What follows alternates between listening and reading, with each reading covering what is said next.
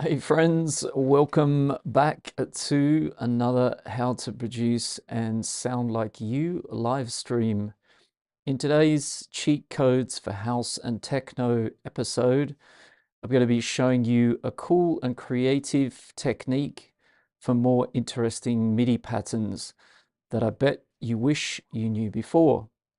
I guarantee Excuse me one second. I guarantee if you're writing loop-based music, this will keep your listeners engaged and improve your tracks, variations, and interest. So stick around, I'll explain what I'm doing along the way. The goal on the channel here is to motivate you to try out these techniques and to help you learn how to produce and sound like you. Feel free to drop any questions you have in the chat and I'll do my best to answer them as we go through the stream. So without further ado, let's dive into today's topic of note charts. So what's note charts all about? Quick hello as well, by the way, to Ralph May. I'm not sure if you're still there, but nice to see your comment there in the chat. Also, as well as dropping questions in the chat, feel free also to say hello. Let us know how you're doing, where you're tuned in from. Let's have a nice vibe happening in the community. Also wanted to say thank you to the response from the last video. It's nice to see there's been quite a positive response to the previous cheat code episode last week, where I basically broke down and showed you the benefits of polyrhythms and how to create them inside your DAW, especially Ableton Live if you're doing it in 11 or 12. So today's topic, note charts, bit of a sleeper. I think it's been in the Ableton environment since 11. I believe having gone through all the different versions since about 8 or 7, I don't think we had it in 10. I feel like it first was introduced in 11 and it's sort of evolved a little bit further inside of 12. How can we use it? Well, there's lots of different ways. We're just going to do a quick test here, and basically everything you see in front of me is not to skip doing it in real time. We're definitely going to be doing all the examples in real time today. It's just notes for me to sort of make sure that I don't overlook something or don't go into something in the detail I wanted to, so I can help you the best. So let's have a quick play here. Just make sure we've got some levels going on around the place, which all looks like pretty good and working a-okay. So if you are in the stream and anything you notice regarding the audio output or my microphone or anything, feel free to let me know. So I have a few examples here. One example over here is if you are doing, of course, many different genres, but specifically IDM, aka sort of Aphex Twin style music, well, something like note charts could be a very, very powerful way to get interesting results. So this is a little window into a drum rack here. So we have a Ableton default drum rack called Better Fish Kit. It's a kit that comes with Ableton Live. And I've basically popped that drum rack on a track and programmed up a MIDI clip. And wherever you see a MIDI note and you see this little triangle in the corner of the MIDI notes, well, that's then telling us that chance has been applied to those MIDI notes. So really, I just stuck this here as a very quick look at the beginning here of somewhere in the future that you could go into. It's a little bit more advanced than just basic, but today I'm going to also cover the basic ways you can use this, and then we're going to build up to some more sophisticated ideas as we go. So let's have a listen to this.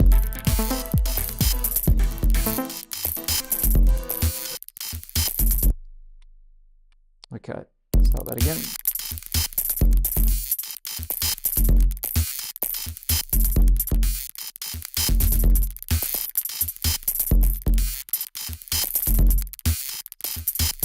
So we've got this kind of really cool drum kit here, and it's exploiting some of the benefits of chance, and it's got some really interesting programming going on. And so what we can see up here is we've got 4 bars of drums, and those 4 bars are very much not going to be boring. They're going to be an evolving 4 bars of drums. And I want you to start by thinking about that.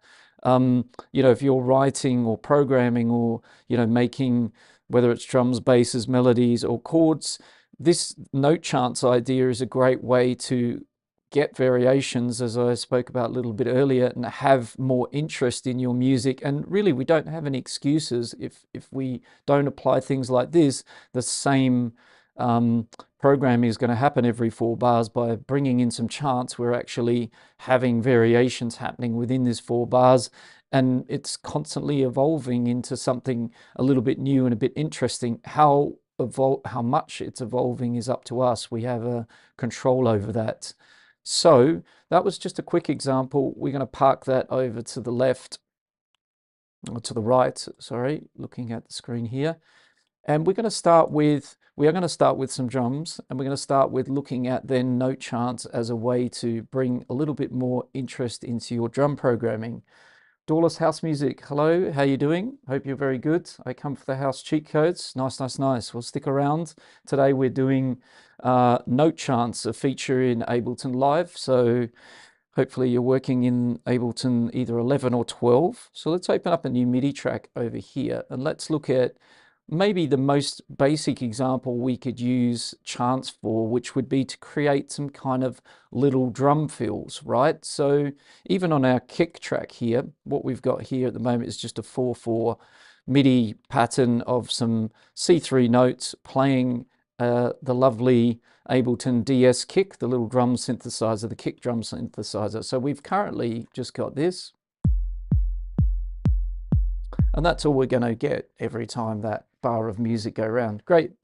That's Doorless Music. I have 12. Great. I will sort of touch first on what are the differences between 11 and 12 when it comes to note charts. There isn't a lot. I think when it comes to 12, we can sort of use a lot of the MIDI tools and then combine it with note charts, which is something you don't have in the 11 workflow. In 11, you can use note charts, but you don't have the MIDI tools to kind of create the MIDI.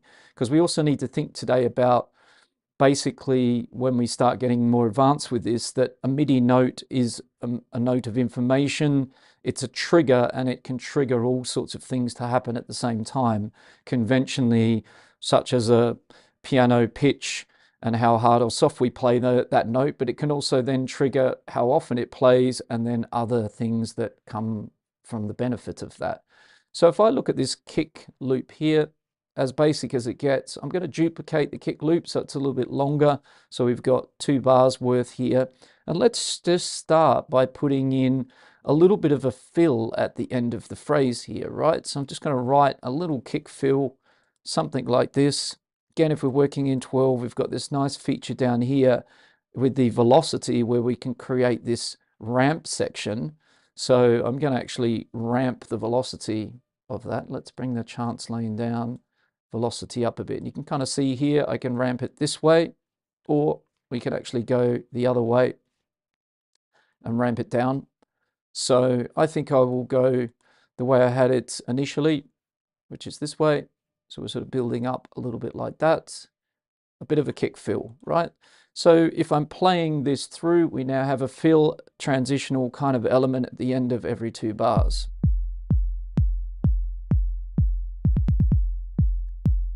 Let's maybe take this note down as well.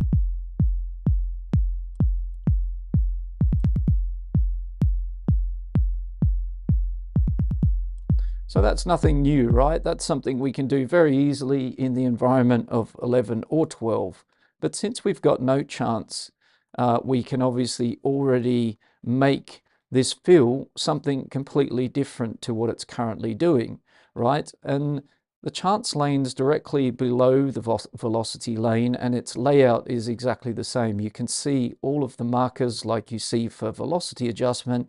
You can see at the bottom here to do with chance. If you don't see the chance lane, you need to click in the bottom left corner down here, and you'll see a little box pop up, and it needs to be ticked. If it's unticked like that, then we can just see only velocity.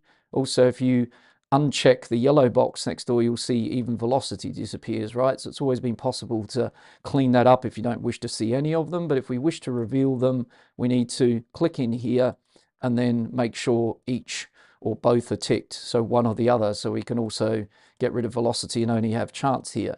So Keep an eye out as well for a little subtle detail when you're using either lane, either velocity or chance. Just make sure that you know the lane that's highlighted on the left here is the one you're in. What do I mean by that? If I'm up here, but I'm trying to do something in chance, I'm kind of in the velocity lane, technically speaking. So if I had all the notes selected like this, I'm more focused now on the velocity, whereas if I go down here, I'm now focused on the chance. What is the difference? Well, you'll notice when I'm in the velocity lane here, this bottom bit of randomization and ramping and deviation, that's all connected to velocity. And if I now click chance, I only see, well, I don't only see, but I see other options, right? Randomize 50%, play all, play one group. So we can do some pretty cool stuff. I didn't even think to show the grouping today.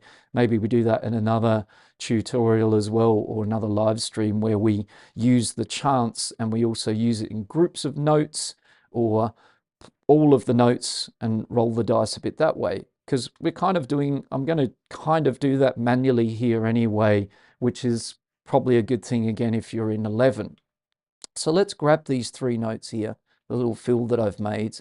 And you can see down the bottom here, we've now got the chance lane active. So I'm in the chance lane, and we've got the 3 little sliders. So similar to velocity, we can manually drag them up and down, or if we're all selected like we are, we could also then click randomize. It says 50%, so Ableton's going to roll the dice on the chance parameter. So let's do that. So Ableton's decided, what is the chance parameter? What is another way to think about chance? What is it actually doing? Well, I'm just lifting up the lane again here, and you can see we can go all the way from 0 to 100% chance. What is it all about? Well, I think depending on your language, perhaps you could think about it like probability. I think that's the other word I would use. It's either the chance of the note happening or the probability of it happening, right? So now that we've got chance involved here, and each of those 3 notes, they all have the little triangle in the corner telling me chance is on, is now different chance of each of those notes happening each time this 2 bars cycle around. So we're going to get a random fill. Sometimes it's going to play all 3 notes, sometimes one of them, sometimes 2 of them, etc. So when you look at the values, so if we go back and zero the chance out to 100%, we can go all the way down with one of the notes to somewhere between 0 and say 30. That's going to be a very low probability of it happening each time it cycles around. Very useful for like really setting up some notes that only maybe happen every now and then. And you'll see in a moment there's going to be a bit of a strategy about that kind of idea. And then maybe we could have another note that's 56% of the time, and then another note that's somewhere in the 70s. So the 70s is going to almost always happen, the very end here of the fill. The one in the middle more often than the one at the beginning, and that's how we can sort of start to set this up manually, or as you could see, if I go back and we duplicate this down, let me give it another color for a second, and in that one, I ask Ableton, so we can just bring this back up, and I ask Ableton to roll the dice. It's going to randomize that for me, and as you can see, this time it's given it a ramp that way. If you randomize it again until you find something you like. You can also adjust the slider here for the percentage, right, of the group. And if you don't want them all to be group randomized, then you can do it one at a time. So if we go all the way back here and we deselect that, we could pick this one and randomize it and move it around, right? So, but I think in this case, kind of makes the most sense to randomize it together as a group and then just play around a little bit with the results of that. So nice and easy there. So let's have a listen to the kick fill. Nothing. Nothing again.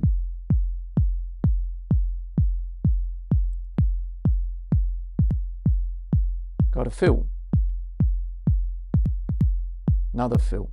right? So it's very, very useful. Like I said, lazy programming, excuses for variations, even in your kick drum, instead of having the predictable ghost notes or fills or things that are always happening the same, now you can make 8-bar phrases, different phrases that have like this kind of evolving feeling to them. Little caveat to that, which is actually kind of almost how this whole live stream came about. I was coaching a student of mine during the week, and he was using this technique as I'd sort of shown him how to use it previously, but he came up with a problem that we needed to come up with a solution for.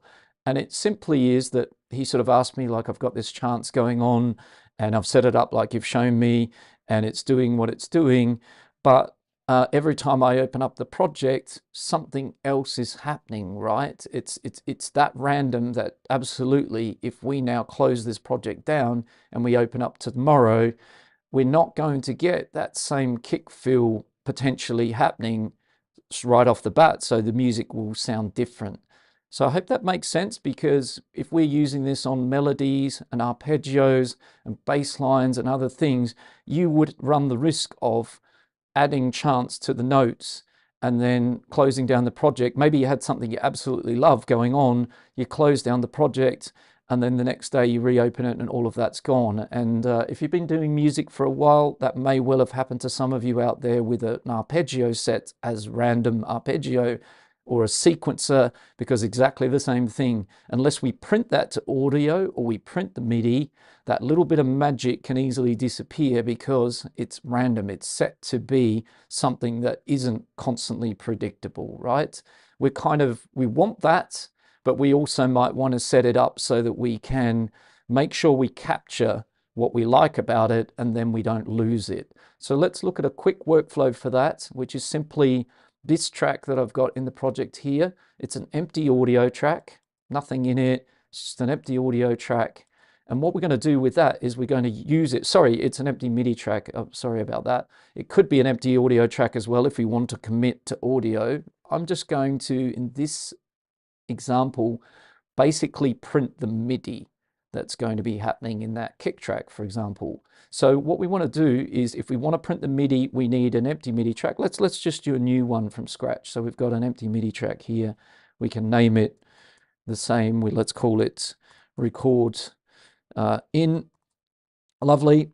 It's an empty MIDI track, right? We're going to arm it down the bottom here, and we're going to, in the in and out section of it, we're going to have it listen to the kick drum track where we've currently got these little ghost fill happening. So we're going to route that in, and we're going to turn the MIDI track to in. So now this track is monitoring and will record the MIDI that's happening in the kick track. So when we're ready, if we hit record here,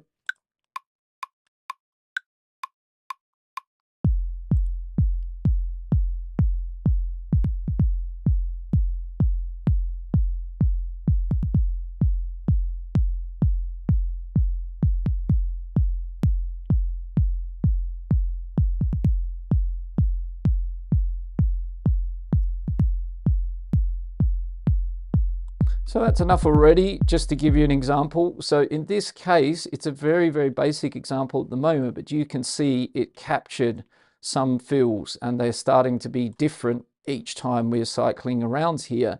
And so what you can do now is you could actually love everything about those 4 bars and all of the fills there. Like or perhaps you just like these 2 bars where you've got a 1 note fill here and a double note fill here.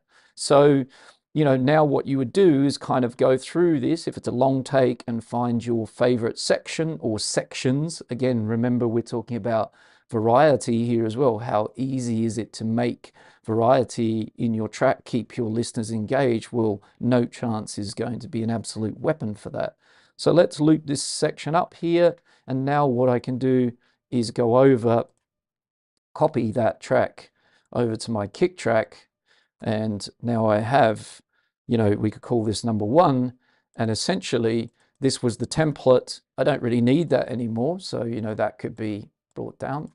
And also, if I'm doing this really, really properly, what I normally do is duplicate the results of that MIDI twice. And one of them I will call the original right? The original take, because that means I can go back in here and access other loops, right? And make those variations I speak about. So I could access that loop there, and that could be clip number 2, right?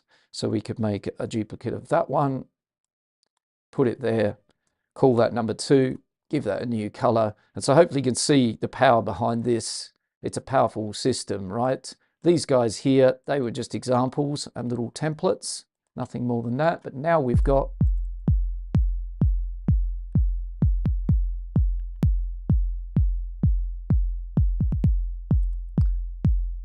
loop 1 and now loop 2.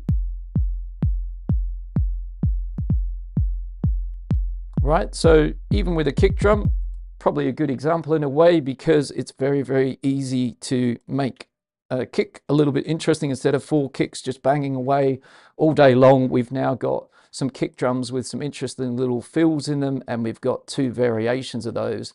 And again, you know, playing around with the velocity with those fills as well, we can essentially make like these into really nice ghost notes. So I'd probably even put them down a little bit lower, so they're, you know, only triggering low values of velocity. So instead of writing those ghost kicks in, you can now do this system and maybe come up with some interesting little ghost kicks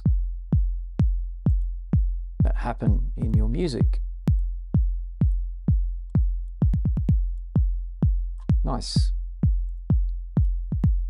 So let's ramp that up to the next level, right? So that's just really, really, really very basic. Hopefully the way we've committed it by printing it here makes sense, because now when we save the project, we are not going to be like here with this particular one with the chance in it where maybe with something good happens, we didn't print it or render it to MIDI, and so we open up the project the next time and it plays 5 times around and there's no fill happening, right? So in this case, it's not a huge disaster because it is only a kick with a tiny fill. But trust me, if it's an arpeggio or a melody or a bass line and the chance is giving you a great result, print it or render it to audio. Otherwise, that could be lost. And the next time you open up the project, you know, it will be random and be doing something completely different. You might cycle around and then eventually come back to the same pattern you had. But if you set this up with lots of notes and lots of no chance, then there's a chance you lose that and you never capture that exact, exact combination again, right? So watch out for that one. That's the idea behind rendering it out to the MIDI, or as I said, the other option is to render it to audio. Okay, so let's have another audio track. And let's try, in this case, to sort of take that same concept, but up an extra notch. So let's do a Command F, grab ourselves something like a shaker, perhaps, some nice sort of organic sound. We want a one shot.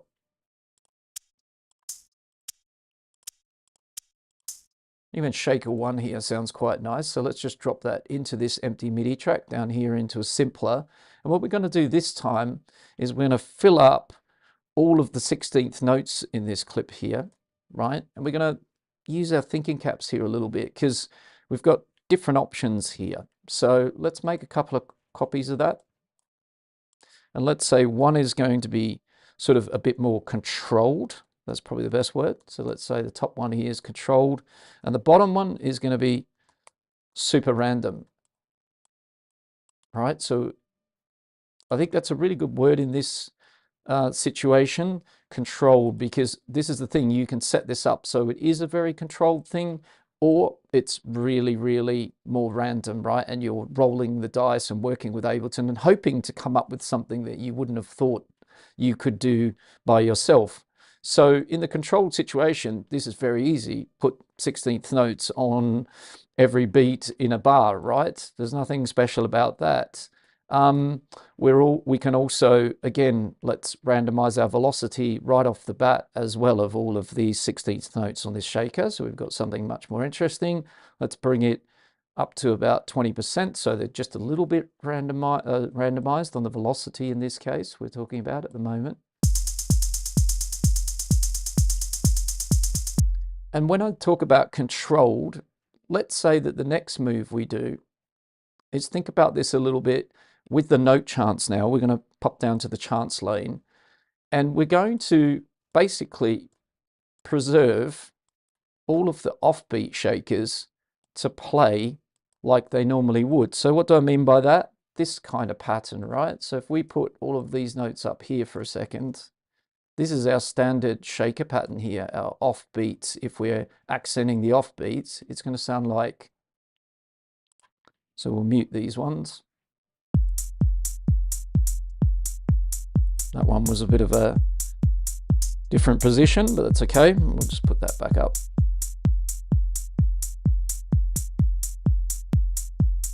Right, so that's our traditional kind of offbeat shaker hi-hat here, or perhaps a closed hat or an open hi-hat, whatever you're working with.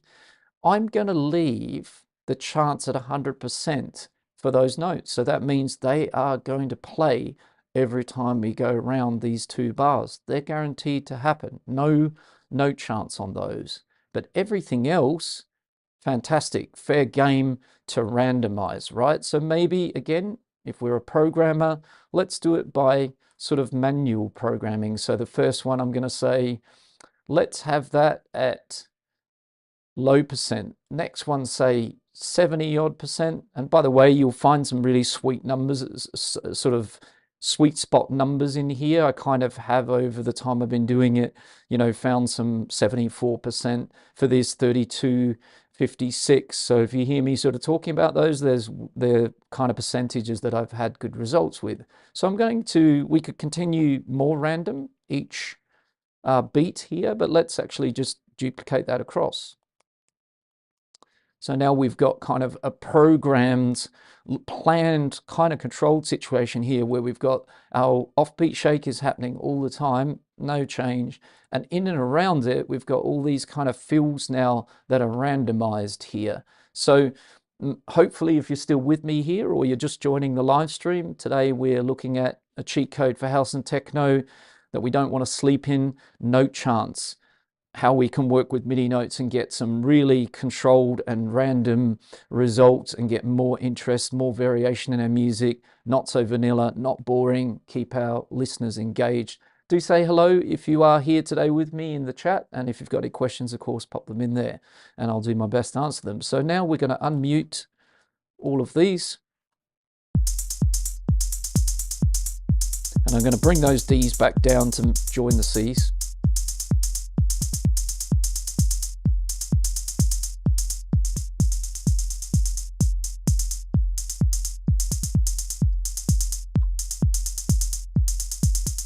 So similarly to what we just did with the kick drum, that is now generating an interesting shaker pattern each time it goes around and around and around. It's not going to be exactly the same. Now, if you're happy with that to constantly be evolving, you can leave it exactly like it is. If you want to do this and get a good, your favorite version of this, then we're going to need to do the same thing as we did with the kick, which is render it into the MIDI, right? So what we're going to do is, again, this time, this is why it's a good idea also to maybe set up a track like this, which is just an empty MIDI track with record in labeled. And now all we need to do is we can just keep switching at the top here, different sources. So we're just going to choose the shaker track to be the input here. We're going to arm it, and away we go.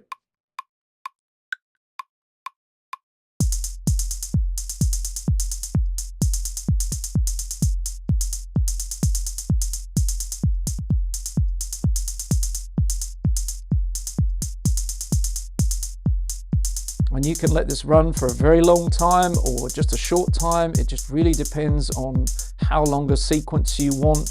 Is it a bar of shakers you're looking for? Are you looking for a nice 8-bar loop? Are you looking for some different loops? So again, if we run this up to about, you know, we've already got 16 bars there, so let's maybe just have another 4 on the end here. And that'll do us right there. And so now we've got, you know, all of this interesting pattern, you know, with different, you know, sections here. So you can see each kind of bar, there's some different, you know, patterns playing. And now we can go through again and cherry pick our favorite. We can do what we did a moment ago. So let's just move this over to here. We can call this the original again, which it is. It's the big long take. Let's bring that down. Let's make a copy of it. Copy that up. That's going to be 1. And now you can see like a 2, a 3, a 4, very, very easy to carry on finding variations in here. So I would just make myself a loop somewhere in here, and then I would go and jump around and find my favorite.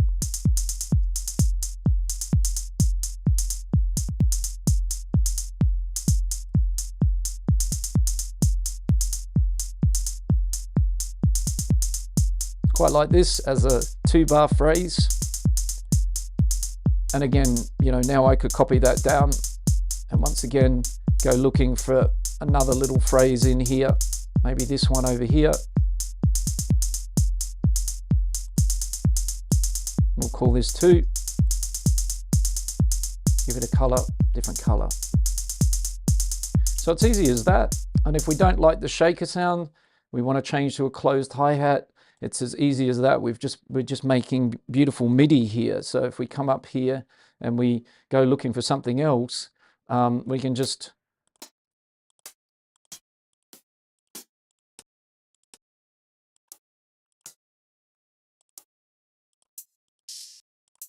that's a nice one.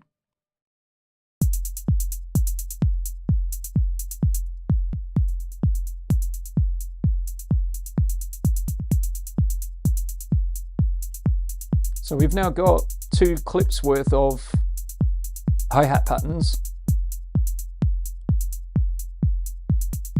that we can use through our track, as we do also with the kick drum, with little different fills. So already our kicks and our hi-hats in this little idea that's going on here are starting to be a bit more interesting.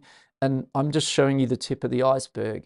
You know, if you make it 8 bars, then you've got 8 bars worth of variation. If you know, how far you want to take this is up to you, but hopefully the light bulb switches on and you go, wow, that's great, because, you know, I don't have this same boring sequence that I've been doing ever since I've been starting, you know, making house and techno tracks in Ableton Live.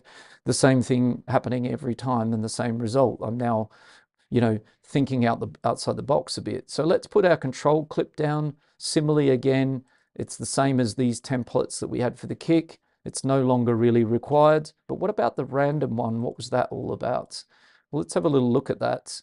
The random one, the idea with that is to go into here, and we've got a similar concept here. So we've got 1 bar at the moment. Let's make it 2. So we'll duplicate it again. Let's fix up the velocity a bit. So we'll use our velocity randomization, which again, you can do in 11, by the way. Doorless House Music, I need a shortcuts for producers video. Yeah, good idea. Could well be coming up very soon. I'm actually working on something along those lines, so stay tuned for that one. All right, so let's randomize the velocity here. Happy for that. So this time, instead of what I did before, which was make the offbeats 100%, so we guaranteed those hits were going to happen, I'm going to let everything be randomized with no chance, and I'm going to use Ableton to roll the dice for me. So let's set it to 50, and there we have, and we can go through this, as you can see, keep rolling the dice a bit. Now let's have a listen to that one.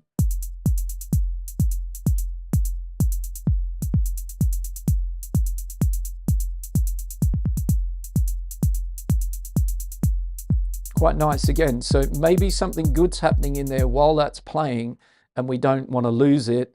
Well, if you're following by now, we're going to again jump over here. We're still currently set up correctly, and we're just going to hit record. As easy as that. Print that MIDI.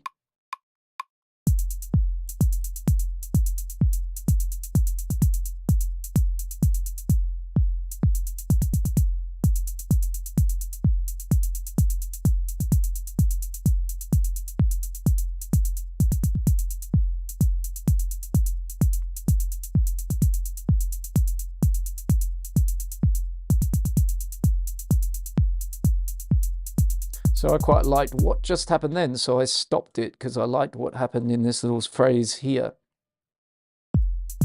So I'm just going to move that over. So if you hear something as you're going along, of course, you feel free to stop it and capture that little section so it's in your mind. So that's really cool for my taste. I call that 3. And we can put that up here. So we've now created another version, but we've done it differently. The other one has, you can hear the pulse of the 100% offbeats in there, right? Because if we go into that clip, you will see that the offbeats are always happening, right? They're not randomized. So this one has a clear pulse with some fills around it. So just to point that out, right? If I put these notes up, you'll see what are the fills and what are the offbeats. So these are all the beats that I left the note chants at 100%. So we have the normal shaker pattern, and here, or closed hi-hat, and here we have the fills around it, right? Just so you can see that in action.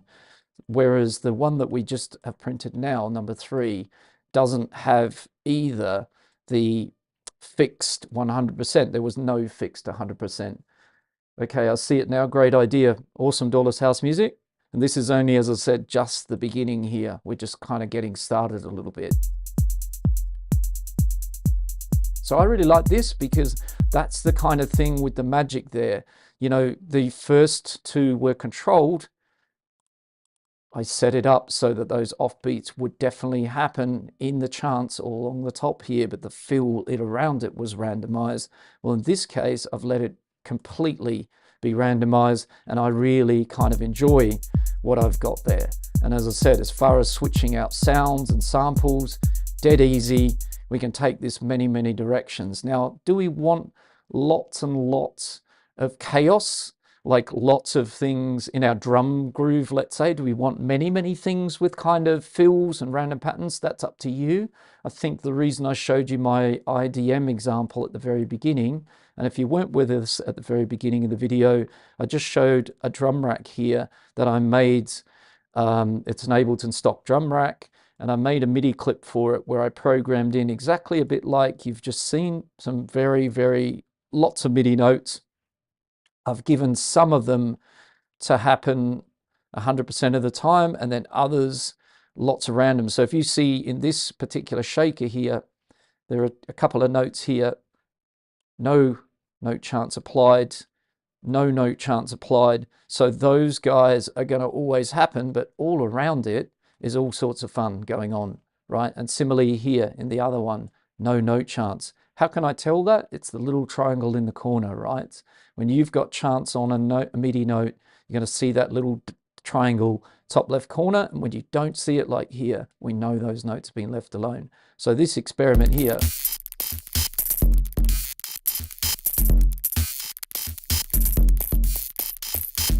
so all the kicks and kind of snares and things down here, they have no note chants.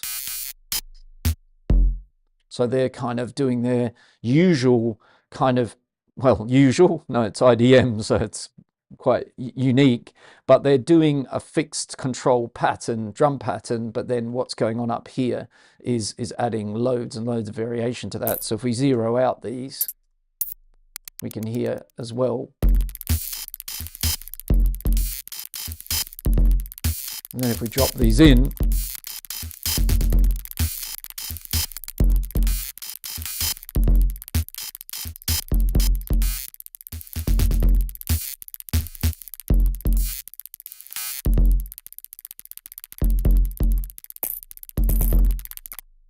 let me just turn, that was the sound that I was looking for to turn off. It's right at the top of the rack, just so we can hear this a bit better.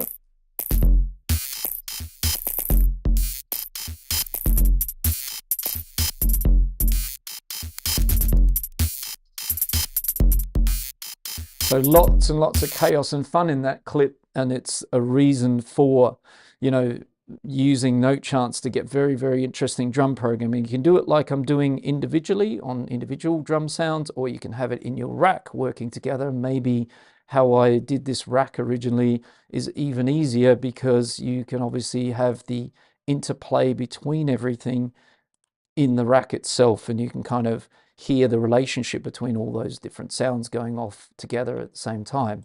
So interesting to keep that in mind as well.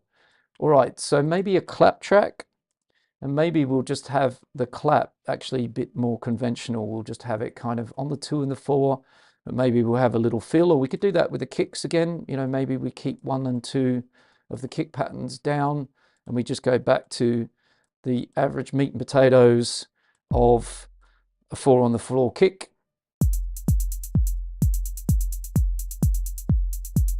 Got my favorite hi-hat pattern for the moment. Just going to change the envelope a bit on this hi-hat as well.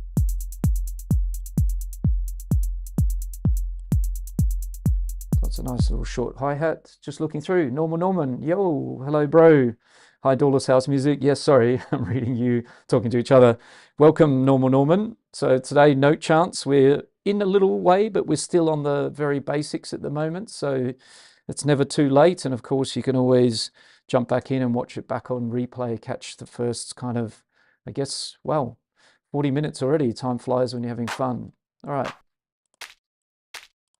So maybe have a nice squelchy organic clap here. Just going to drop that down here. And let's do a bit more of a controlled random again. So let's say we have a 2 and a 4 clap, just like so. Let's duplicate it out a bit.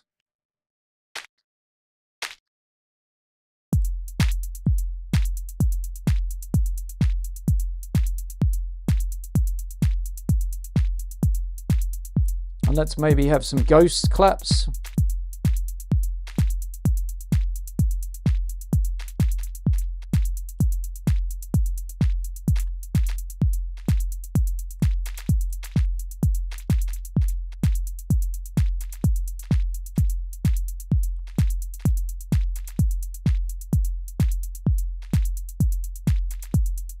And with these ghost claps, let's just get a little bit of note chants in here.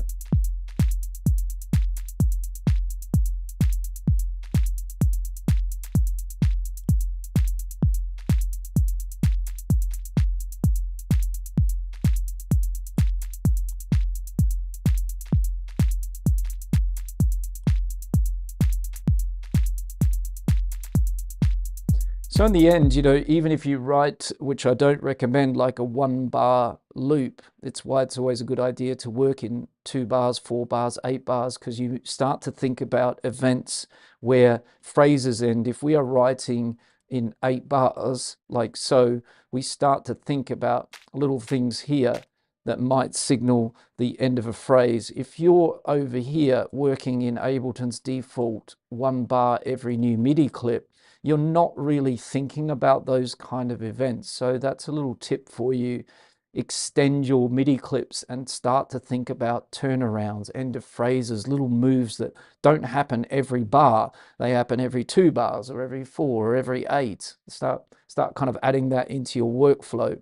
All right, just gonna have a sip of my tea here. Excuse me 1 second.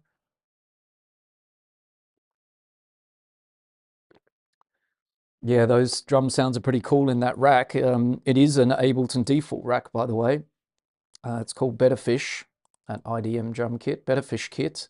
I may have added something on the pad, this synth pulse, but I think it's in there actually. A really nice kind of glitchy sound. So do check out that kit. So yeah, if we kind of put that back out to 8 bars, it's a great way to, you know, when I'm coaching people, I always talk about, you know, writing your MIDI in 4 or 8 bars, because like I said, you'll suddenly start thinking about little things like turnarounds and end of phrases, whereas if you're stuck in a 1-bar loop, you don't tend to apply that kind of thinking. So let's have a little ramp on these guys in the velocity of this little fill I've added at the end here. So let's ramp that down like so. And let's actually then also maybe just have a little bit of randomization on it as well. And then that feel again, it's just going to happen. Not always all 4 notes, some of the time. And we've just kind of given ourselves, again, you know, a more interesting clap track.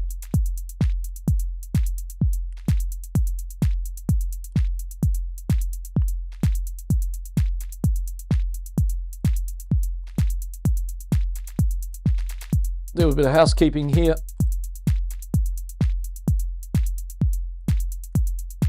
It's also just made me make this kick a little bit.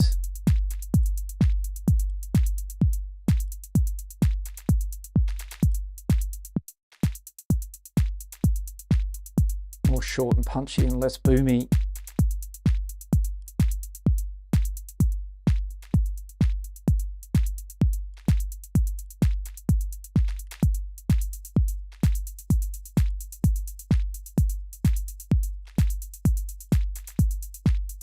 A little bit of sound design on these hi-hats as well.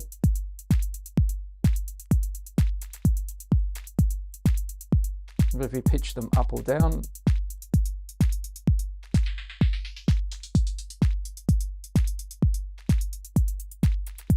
Maybe down a few semitones.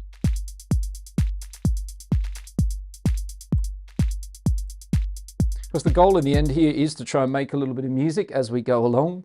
DJ Norman, I use Logic. They have a few modular kits. Yeah, nice. I have some sample libraries, I think, as well, from all recorded from modular, and obviously you do get a lovely kind of completely different sound when you go that route. So we've got a bit of drum action. We've used fills. Now let's kind of have a look at this in the sense of moving over to basses, chords, and melodies, and maybe arps as well.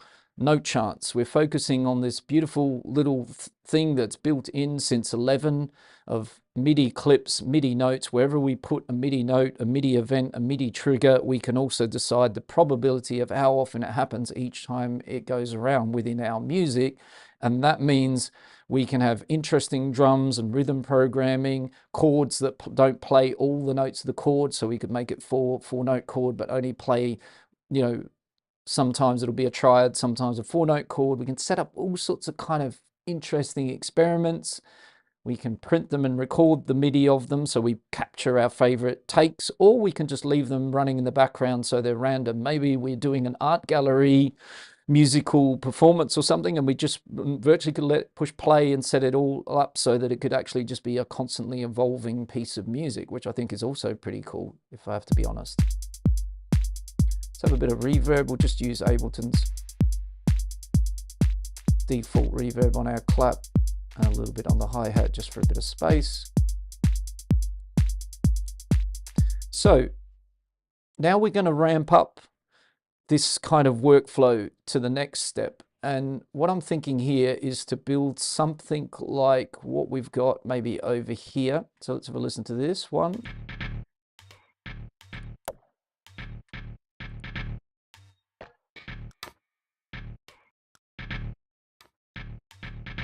So it might sound a bit odd on its own. Let's put it with the other bits we have so far.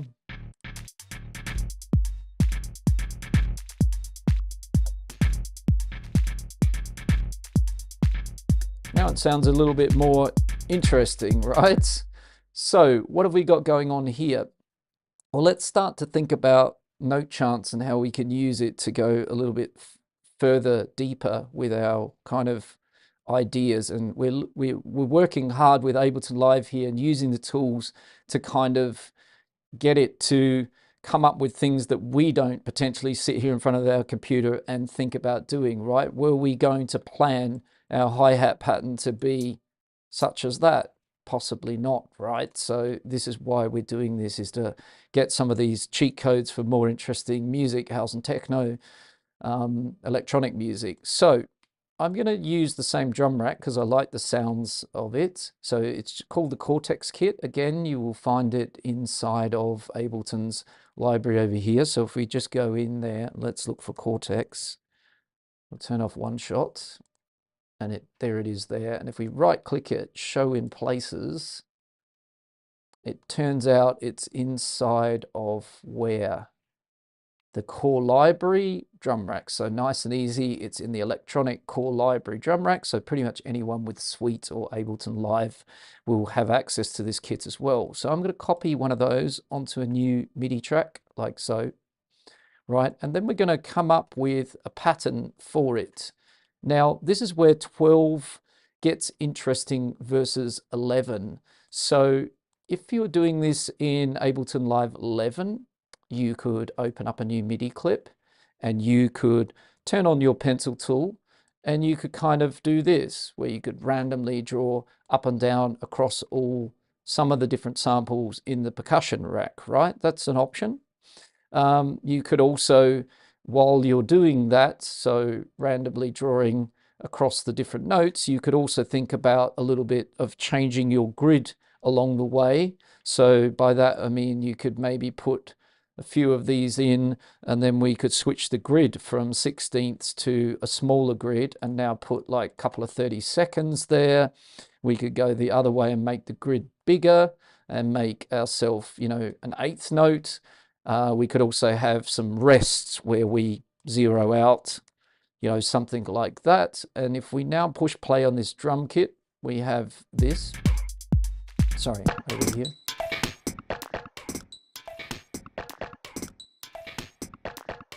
And if you look down in the drum rack, you can see it's busily going around all the different pads, controlled by this pattern here.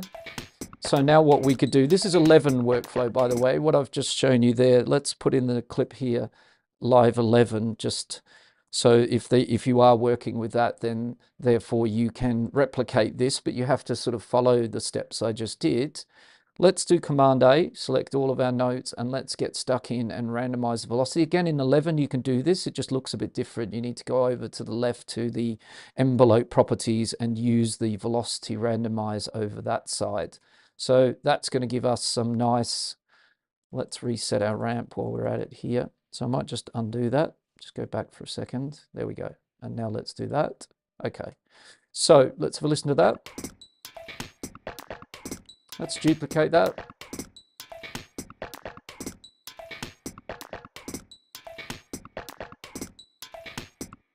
So maybe on some of these hits, because if I put my kick drum in here, some of these overlap, so we could also kind of go in and mute out.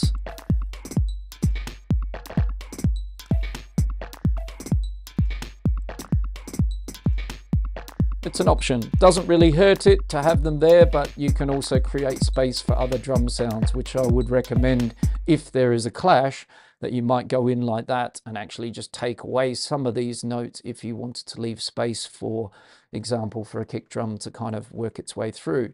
So where does note chance come into this? Well, once again, we've got this similar situation that we had before. We could do a copy of this down and make it a controlled version of this. So I'm just going to put control, and then we're going to copy it down, and we're going to make a fully random version.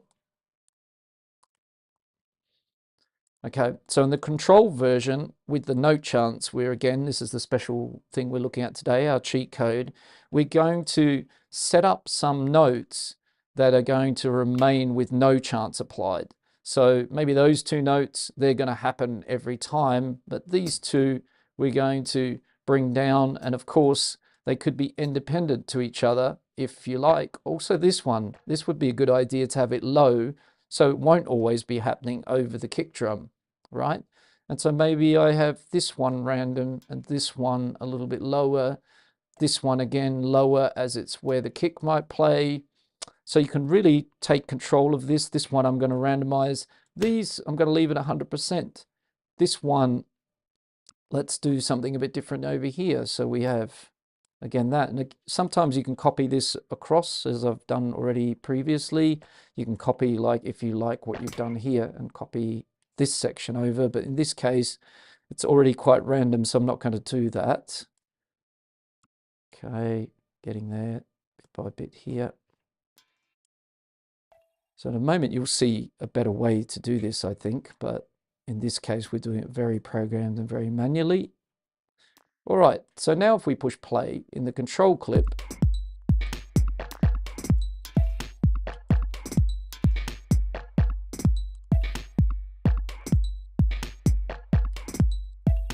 we've got, similar to before, now this beautiful thing with the ghost notes going around, giving us all of this fantastic different every 2 bars. If we make it 4 bars long, great, we duplicate it further. We can obviously have more variation in it down here if we wish. But now, once again, if we save this project, open it up next week or tomorrow, whatever's going on in here, we might listen to the track and it doesn't sound the same as it does currently. And that's because this is currently the chance of how everything's happening is constantly evolving and changing. So again, we might be wise to either render it to audio or open up our workflow that we have here, which is this record in track, get it to listen to the Cortex drum rack. So there it is there. It's set to in, arm it, and then start recording. And we're going to be preserving that random MIDI that's going on there and the velocity.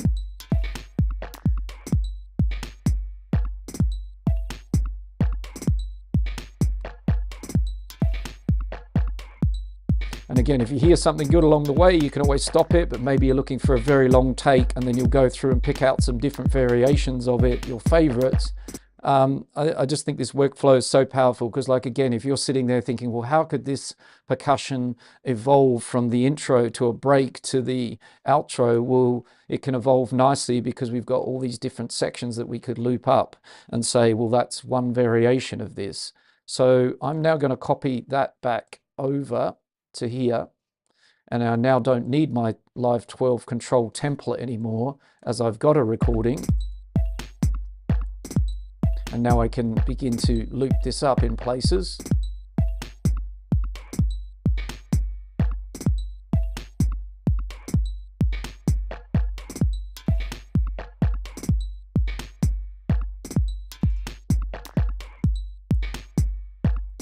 Right, so this could be my number one of that particular experiment that we've got going on there. Let's bring in some other sounds.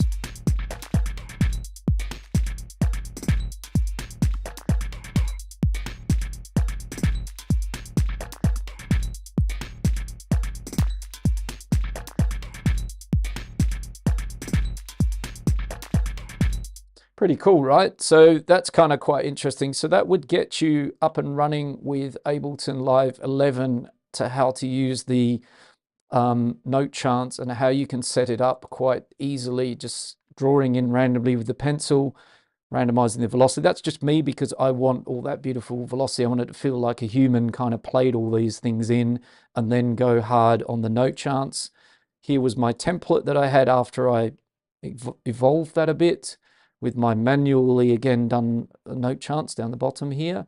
But what would be a random version of that would literally just be pretty much all the same, except we would select all of the notes up here. And again, I wouldn't leave anything note chants random. So there would be nothing here that I would leave at 100%. By that, I mean this note here, if I randomize the chants around it, this will always play every time it cycles through.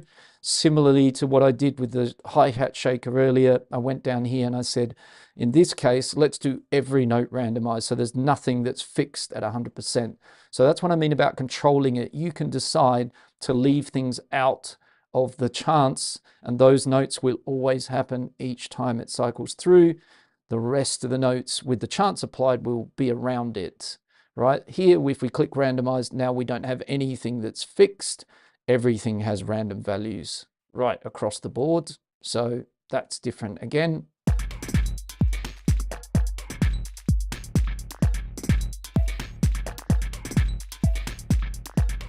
And again, we can print that. And if you're using a drum rack like this, you can very easily mute any sounds you don't like as well. So you can pop into the rack and, you know, take something out. If there's a kick drum in the rack, it can be a good idea if you already have a kick. So you might just mute a pad here so it doesn't play.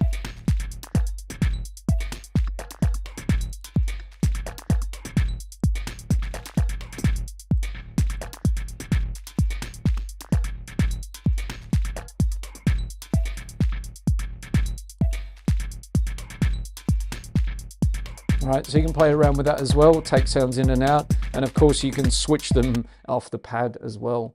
So I just want you to think about this controlled and random. That's what I'm speaking about there. Controlled is fixing some note chances that you're leaving them at 100%, saying these notes always happen. Again, I think I showed you a really good example with the shaker closed hi-hat of that, where I left all my offbeat shaker hi-hat where I normally want it to play, and then I filled in around it with lots of like note chants, random fills. So we ended up with, you know, a different clip, which is kind of like these ones where the offbeat hi-hat happens and then around it happens lots of little fills.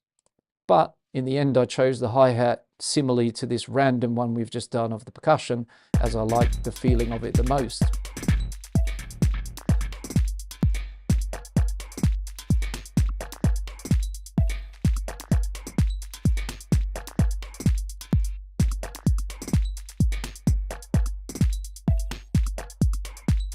All right, so what can we do in 12 that's a little bit different? Now we've helped out the Ableton Live 11 crew of how they might go about it. Well, what's kind of interesting with the MIDI tools from 12 is we can kind of go a bit of a different approach with this. So let's bring all our 11 clips down here and let's have one at the top. It's the loop that I've sort of chosen. In fact, maybe from the controlled random, well, I haven't printed that, right? So this one I recorded and printed. So again, if we wanted this one, we could push play, set up our recording. It's already done. So let's have this one.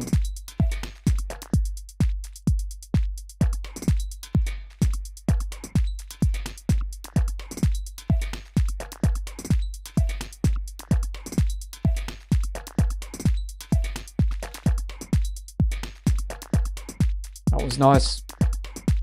So I really liked what just happened in here. And maybe across into the next loop as well. So I just stopped things there because I heard something really cool. So 2.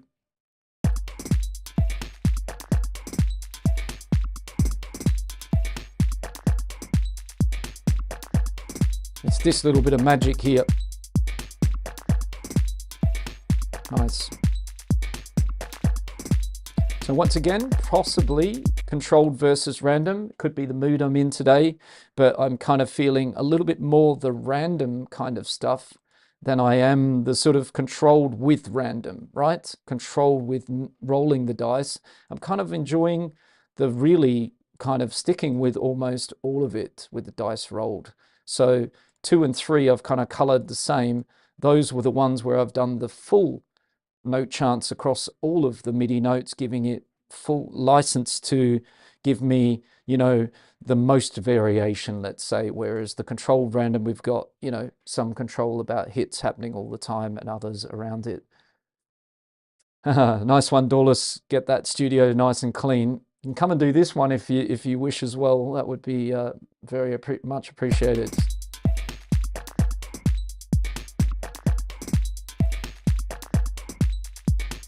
And again, we've got no processing on this at the moment. It's just very stock. We're using a little bit of Ableton reverb just to give a bit of space.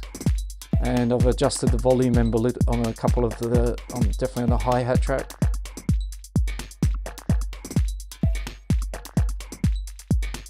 Okay, so Ableton Live 12 users, what we have that's kind of interesting and how we can approach this with the MIDI tools is we can open up a MIDI clip and we can go in here and we can start rolling some of the tools that we have in 12. So we can go straight down to generate and we can go straight into the generate tools and we could choose rhythm, right? And what we can do with that is go a little bit step further than just drawing the pencil around. We can, by using rhythm as our starting point, we can create the MIDI notes using this. We can decide how many steps, what pattern, what's the density of the steps, what's the length of them. We can split notes in here. We can shift the timing of it left and right. We can adjust the velocity range. So and the accents here. So there's a lot that we can already start with. So I'm just going to have a quick look here before I start using it. I'm going to say, yeah, I'm happy with the velocity to go down in intensity to 40. That's going to give me some like ghost note type hits in the pattern, all the way up to the hardest. The pattern number, I'm not sure on yet. The number of steps I'm okay. Duration, I'd like 16th notes. So I'm going to go down to 16th there. Shift, don't need at the moment. And the rest of it I'll leave as it is and I'll hit generate, right? So that gives me that. Now I can, and I've already got velocity as a part of that. Great, right? So this is the difference to 11 a bit. And now we can start playing around with the pattern. We could also do it in real time. We're only going to hear one of the drum sounds for a moment.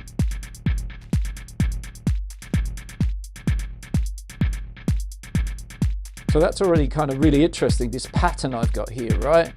Just messing around with that. And it can, again, no excuses here for boring MIDI or boring programming or boring ideas. I mean, I can move this pattern in density, more notes, less notes, change the position of this so I can shift it left and right in timing. You could split some notes.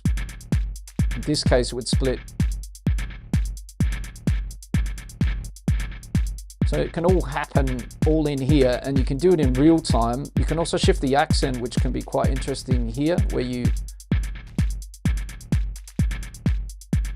are moving the velocity essentially around. Like, so this is the strongest velocity notes, and if you see, if I go down here and I move these little arrows left and right, I'm shifting where that accenting is, which is also really cool. So not quite the finished article, but that's a really cool starting point, I think. You know, getting this pattern involved. Sorry, just checking into the chat. Normal Norman, I've just gone doorless. Just need to get rid of my DJ equipment so I can set it all up. Ah, yeah, fair play to you. All right, so next, using 12, Ableton Live 12 here, we're going to pop into Transform, and we're going to click the Arpeggiate tab. That's what we want to see in this box here. And again, I'm just going to check what's going to happen. And the key thing here that you want to have happening if you're going to use this workflow is, right now we're only on one percussion sound, right? I want to access all of the percussion here. And if I just click this to up and I go transform, I don't really kind of get any movement up and down in the MIDI clip, right? So we need to think about that a little bit. So what I'm going to do is turn transform off, put it back to random, and the rest of it, the gate is a bit short, so we want that gate reset to 100%. The rate, 16th notes, I'm fine with that.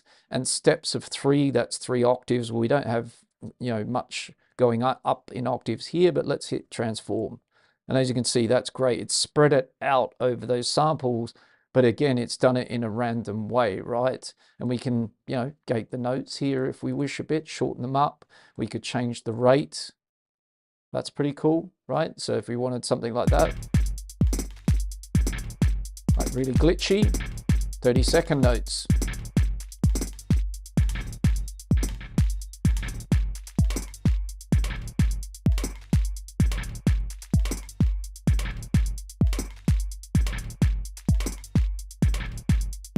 So I think that's pretty cool. That's 12, sort of getting you somewhere interesting with the MIDI tools, using Arpeggiate and Generate to get MIDI from nowhere, plucking it out of the space, and then random arpeggio will spread it out over the samples. And hopefully you're feeling me. This could be any drum rack here, your own custom one, and you put all the sounds you want into it. I'm just using, again, an Ableton one. Could be percussion sounds, could be vocals, could be anything you feel like using, right?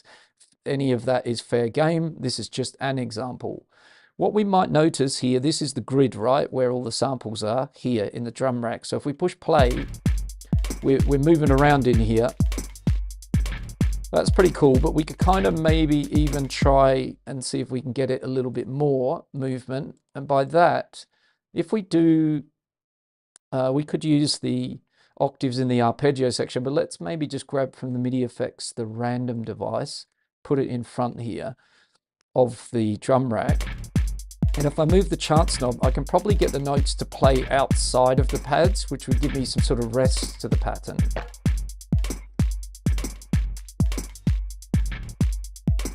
So you can see now, every now and then, it plays outside the pattern, and the more chance I give it, the more chance it plays some of the other samples in here, not just the ones that the notes are on, and it plays me rests as well. So that's kind of what we just had on steroids. It's taking it to the next level of adjustment. Right, and once again, if it's, you know, if something's happening in there that's really good and you want to preserve it, you know, we could record the results of this, because right now, at this point in time, I haven't used note chants yet, right? We're only just building up to a kind of arpeggiated drum rack with a cool sequence. So now, everything that we've got here, we're now going to click Command A, we're going to go into the note chants. I almost forgot. That is got so carried away with what we were getting there that we now have the next level of it. So let's maybe leave that off for a second, copy this down and make one where we just color it again differently. And we will say in this one, we're going to apply the note chants, and this one we're not. So it's a cool experiment already, but there is no note chants applied. Now we can sort of say some of these notes happen and some won't. So we'll get a little bit of what was just happening with the random. So let's turn that off for a second. Back in here, Command A to select everything. And let's go for no controlled. Let's again let Ableton take all the notes and give it some randomization on the note charts. So it's deciding the probability of how these would happen. And if you don't like the result, again, you can just keep clicking it till you find something you like, or Command Z and go back.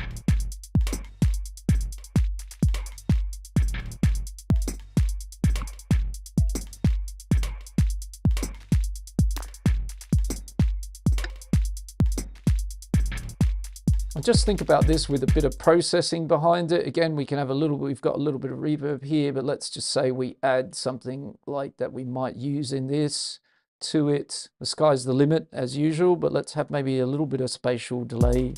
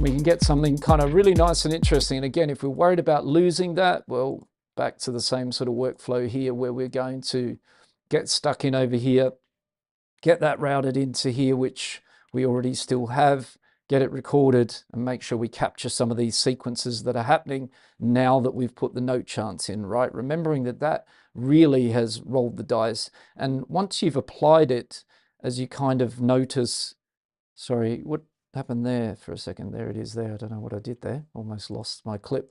So, you know, once you've printed these as well, if we go to 2 and 3, where I've kind of printed the experiment, you could redo again the note chants, right? So this is a recorded printed MIDI where that experiment had been done, but you could do it again and resequence again and again. You know, don't limit yourself in your thinking. You know, when you're doing music, like really let yourself be free and experiment, because it's in here where we kind of find how to sound or produce and sound like you. That's the goal of this channel here. So these are kind of ways we can get these cheat codes in house and techno, make our music sound like our own music and not like everybody else out there. All right, so let's record a little bit of this.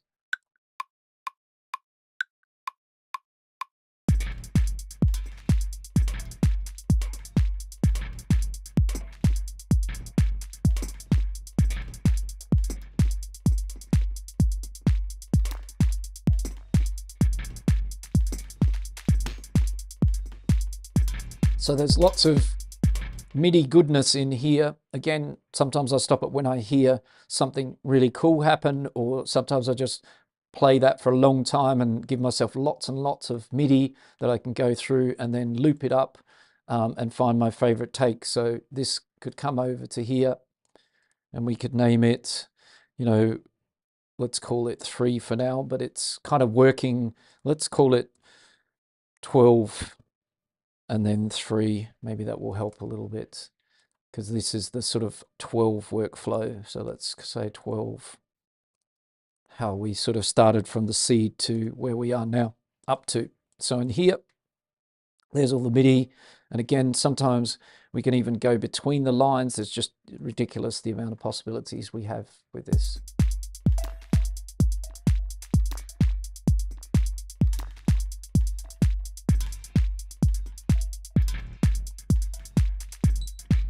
You know, and our good old friend MIDI, it's so flexible. That's why I kind of love it. We could drop this drum rack here and we could go over and we can go and build a new rack, find something, make our own rack, drop it in there, and happy days. So here I've got some racks I've built over the years. Here's one from 2021. I know it's a bunch of percussion, and as you can see here, I've filled up a lot of the pads, so this has a lot more range. So we can use the chance to access more samples here on the random, the MIDI effect.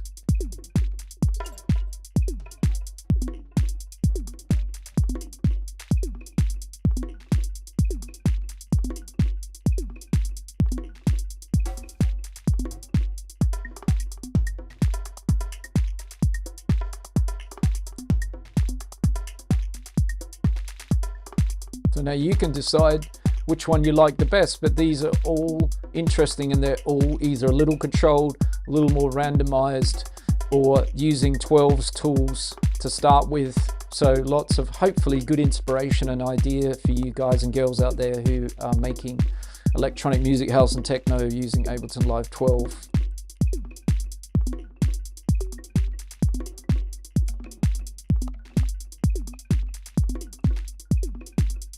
Have some fun with this for a second. Let's try a bit of resonator on here. I'll try not to go down a big sound design rabbit hole, but it's easily done.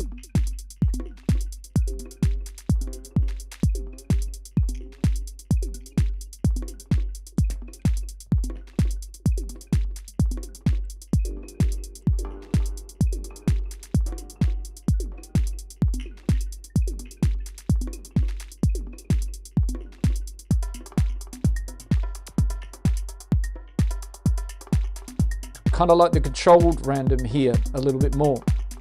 These ones where I didn't go quite so crazy. That's coming from where I drew with the pencil and kind of controlled it a bit more.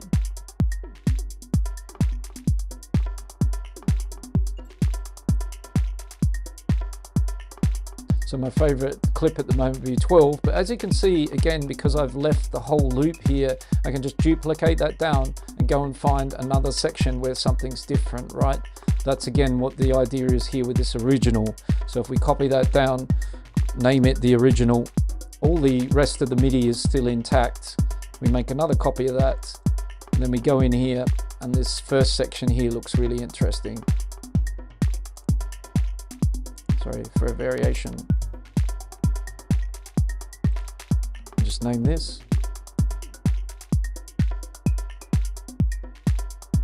Don't be afraid to go between the lines. So how are we doing, guys, with our studio cleaning while watching? Hopefully that's going super well. And Normal Norman and Doorless House Music, you're enjoying the stream. If you're also here with me in the live stream, do say hello, drop us a comment, and if you've got any questions, feel free to add them in the chat there, and I'll do my best to answer them. But I hope you're enjoying today's Sunday live stream here. We're in Ableton Live, and we're exploring this cheat code known as note charts. So we've ramped things up a little bit. Let's now try and make a bass line with this to go with our musical idea here. So let's, our drum kind of percussion idea we've got here. Let's do a little bit of housekeeping. We're going to label that percussion. That was the main exercise of that track. Got a clap, hi-hat, kick, and percussion. And again, if you're writing IDM, as I said, you can get lots of chaos going on with all of this workflow. Or if you're making house and techno, you can obviously keep it a bit more controlled. So we are going to, let's say again, the 11-12 kind of concept is the same as I just showed you in the percussion. So in this case, I'm going to begin with 12 as the workflow I've just shown you with the percussion for 11 applies to, doesn't really matter if it's a bass line or a melody or a chord track. The chord track is a little bit different, but we'll get to that in a moment if we're doing that. So let's say we're going for a bass line here. We're going to pop into a bar of new MIDI clip on an empty MIDI track. We're going to come down here into the rhythm. Same thing. We're going to ask it to give us a pattern. We could also use seed. So we've got, let's do two. We'll do one with rhythm. We'll do one with seed.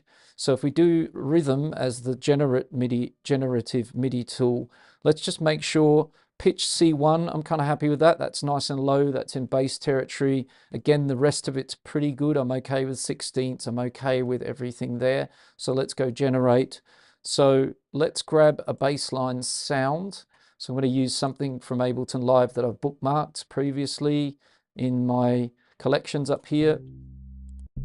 Let's just have a listen to what we've got and something that will fit.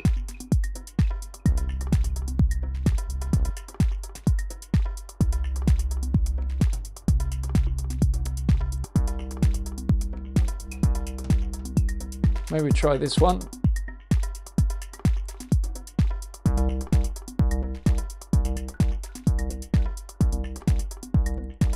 So right out the gate, we've got that. Can play around with it. We could also copy it if we like it, so we don't lose it. So we can just duplicate it down.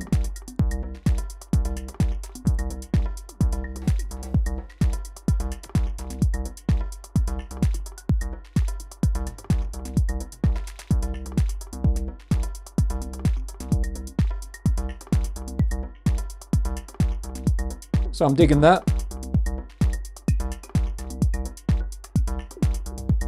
So in this case, we don't need essentially too much of a melody, but if you wish to have a melody here, you could go back up and then approach it from the arpeggio random technique that I just showed you again, where we sort of pop into here and we do a little bit of randomization of this with the arpeggio, which will give us some up and down movement. So let's say we put one step in here, which means we're going to go access an octave up, 12 semitones, so the notes can move within here to an octave higher.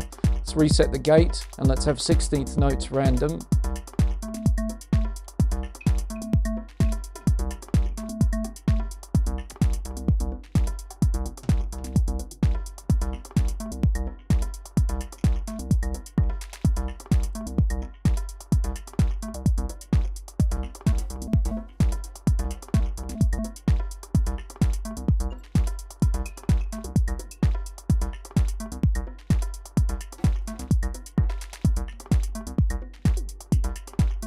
So that's a pretty cool bass line from that kind of seed, right? If we go back to the other clip, so let's label these. One, so that came from rhythm, sorry, not seed. In two, got a different pattern here. Let's make it a busy pattern, and you'll see why in a moment, because we want to use our friend note charts again. So let's get the density a bit higher.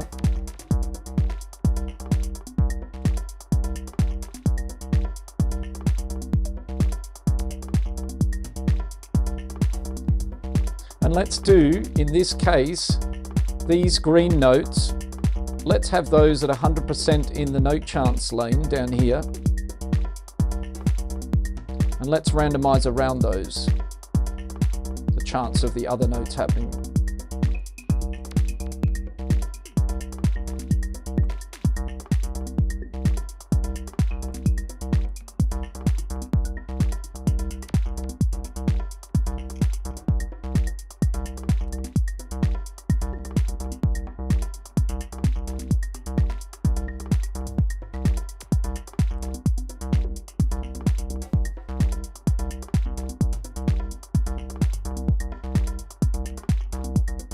Yeah, I could have split something a little bit earlier, but can also, this is again where we're sort of working with Ableton Live 12.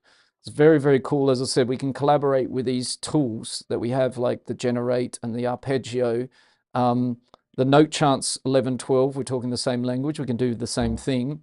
But what I want to do here, which is great in 12, is I want to split the notes. If I do it in 11, I sort of need to change my grid size in the background here, and then I can, you know, turn on my pencil tool and I could put two 30-second notes here, for example, like that. But in 12, what's really cool is we don't need to worry so much about the grid size change, because we can just do our friend Command E and split it to the grid. Well, we do actually need to change the grid, but then we can split it just with Command E like so, right? So I could have also split it when I originally did my pattern, but I kind of had committed myself to it before, you know, before I split it. So I kind of couldn't go back on that. But it's as easy as what I've just done, right? But now we've got in this clip number 2, if you're following along, hopefully you're keeping up with me and my explanations of this. We've now got in the 2 compared to the 1. The 1 is a nice pattern. It's kind of cool. It all came about from Ableton 12's tools, but we haven't used note chants. So what is this giving us? It's giving us in clip number 2, again, total kind of like evolving clip here. We don't have a static pattern here. It's evolving. So if we duplicate it again into 4 bars,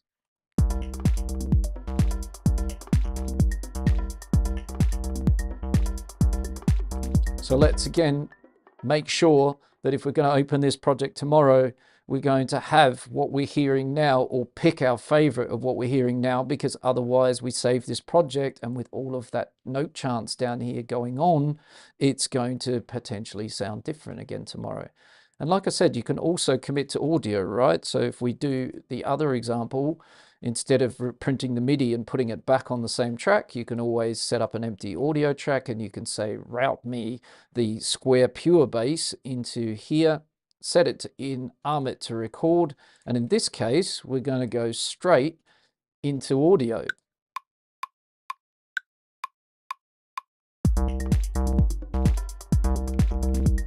Right, and maybe you're working with a really old computer that kind of like has a lot of CPU issues when you're driving it hard. So maybe committing it to audio is going to free up your computer and you can get on with other instruments and do other things because it's not working quite so hard.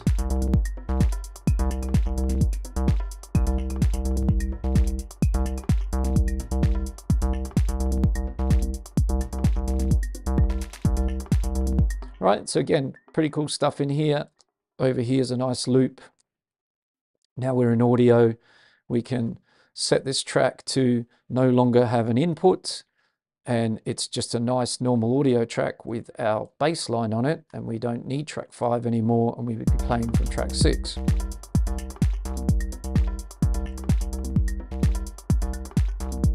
Right, and again, we've got the similar workflow that I would do. Copy one down. This would be the original. Lovely stuff. And then here we've got a loop we're using at the moment, which would mean, again, we could access more variations. I can't stress how important that is. For the future, the structure of this song, we're going to be able to easily find a bass that might work well in the breakdown or in the intro, and a bass that might work well at the peak of the track, and we can think about that and create those parts nicely in this way. All right, so I'm going to use the audio though, the bass line in MIDI, as I'd like to be able to maybe change the instrument around a little bit on this track. I'm not sure that's the bass instrument yet. So in this case, I'm going to go to my MIDI recording. It's already set up to receive the MIDI, but it's listening to the percussion track. So we want to change that. Listen to the square bass. Lovely. Arm it, hit record.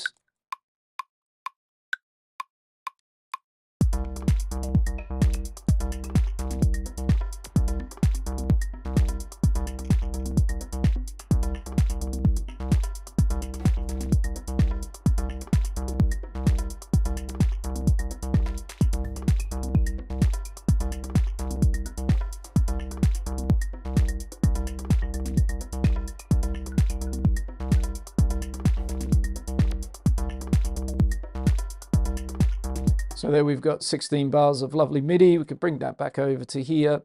I was hearing some good stuff over in here. So let's loop that area of the track up.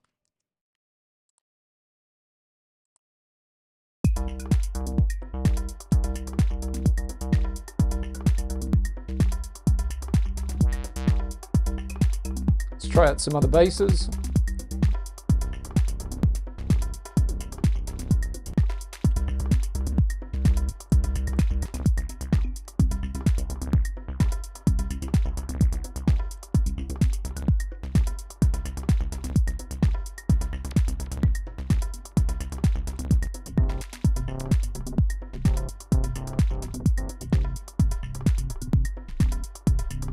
Might have to put this to a vote.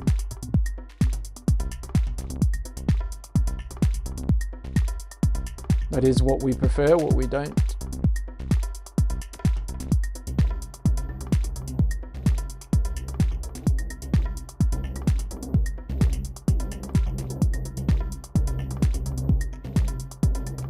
Some interesting ones for sure.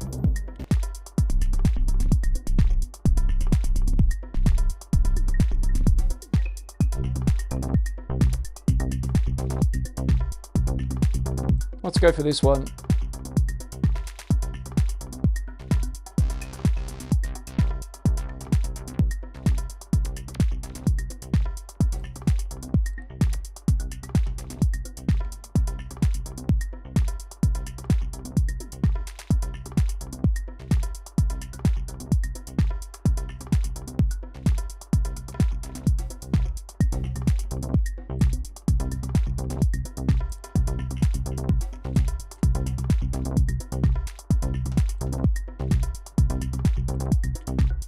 Okay, let's have a bit of a open hi-hats as well. Little fast offbeat open hi-hats. Just to build out our groove.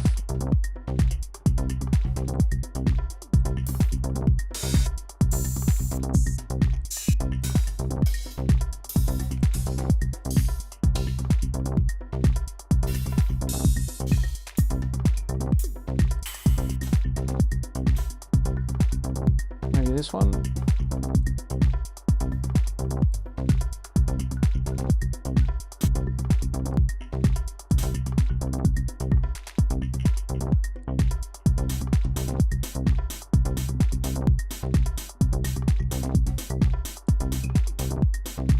Let's have some ghost notes with some chants on them.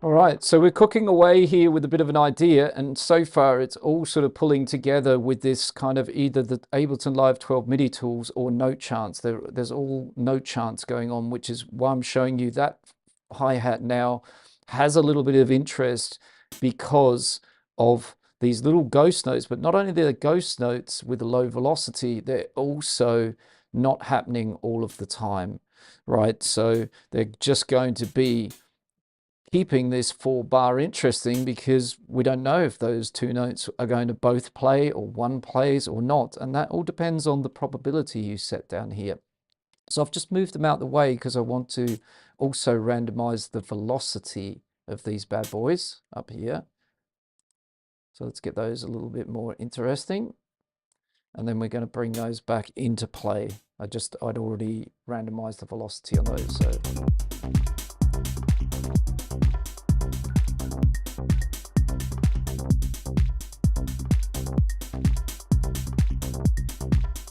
let's have a listen to a track that I created earlier. We'll see if we're going to build this one in a moment.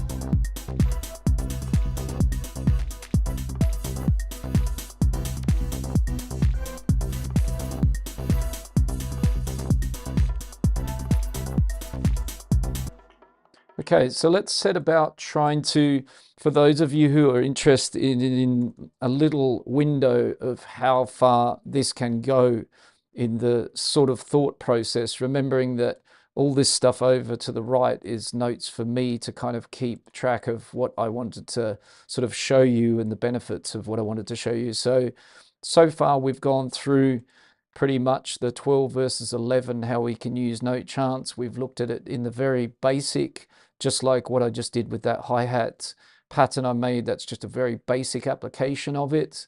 We've also sort of stepped it up a fair bit when we used it with this drum rack to make this percussion sound. So the note chants is in there, but there's a bit more going on in terms of the pattern and, you know, the 12 MIDI tools to get something kind of interesting happening there.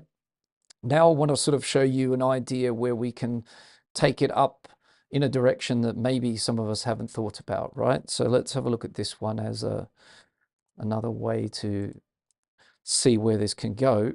And again, we're just scraping the surface. These were things that I was thinking about today, but there are more things that we can think about. Nice one, Doorless Music, thank you. All right, so on this track here, what we want to do is, again, let's say we use Ableton 12's MIDI tools across here. So we're going to open up a new track, a MIDI clip, empty at this point in time. At this time, we're going to go into generate, but we're going to use seed instead of rhythm. And we're going to ask it to give us a bit of a pattern in here, right? And normally I switch off generate while I have a look at what it's telling me it's going to do. I quite like the idea that it's going from the octave C1 to C6. Quite like the idea that the note lengths could be 16ths to quarter notes, and in between. We could also ask 30 seconds, but I think I'm happy with 16ths and quarters. That'll give me eighths sometimes as well. 30 velocity, always nice. That's going to give you some softer ghost notes potentially, and 127 at the top. Voices. How many voices do we want? Do we want like octaves again? Right now, if we click this, we're kind of looking at it like this. If we put the voices up, you can see we're able to expand obviously a lot more voices, a lot more notes. The same with the density, so we can kind of remove intervals or add intervals like so. So we do want to play around with that a bit. I'm just going to go backwards a bit. Let's say we just have one voice and the density at 50 as its standard. Say generate. Okay, something like that. Let's say that we kind of work with that for a second. So it's in the different octaves between C1 and C6. We've got kind of notes across there. Maybe we could go a little bit denser. So we could populate it with a little bit more. Okay. And then what we could try here, this is all, again, sort of experimenting a little bit, is we could then pop up to the very top up here, and we could ask it to turn this essentially into some chords, right? So how we can do that nice and easy is we can use the add interval here and scale degree. So maybe we say, give me an octave down, like so. So that's making a really spread out interval there between the two. Sorry, that's not an octave, by the way, it's scale degrees. I often forget that. So you have to be a bit careful with that, because when it's scale degrees, it actually isn't semitones. So sometimes my brain is thinking semitones. In this case, you can see now C5, C6, it gave me a chord with an octave. So just watch out for that. Scale degrees is doing the maths for you. It's only putting notes where notes can be within the scale. So just keep an eye out for that. Sometimes I just think in semitones, and that's where I get caught. So we'll also have another scale degree. So let's say we put that there, then add interval. And then this next interval, I'm going to go for like 3, or 9 if you like, up here. So I'm giving it a bit of a third on the top of the chord where we've got. And we could even go for another interval and pop that down into that sort of position there. So we've kind of built chords on all of those positions that I started with from the seed, right? We also already have velocity down here. We've now got chords. We could also connect these chords, but perhaps we'll listen to them without a connection first. So we won't connect them together yet. So this is clip 1, let's say here. How are we doing, guys and girls? Are we following along okay? Hopefully, scratching heads. I mean, this is an advanced one, by the way. So if you are just stepping into Ableton Live and you're making your first steps, you can kind of like, come back and look at this perhaps in the future. But certainly no chance. And the very basic examples I gave at the very beginning. So if you're coming into the video later, like now arriving, you want to go back and watch at the start. I sort of have slowly been building up in sort of complexity or advanced beginner. So the very basic little bit of fills I did in the very beginning on the kick and the hi-hats are something that you could very much include in a workflow very early on in the piece, in your learning. So let's have something like a pad track like this. Dragged it onto the wrong track, so we want to fix that. Over to here, and now let's push play.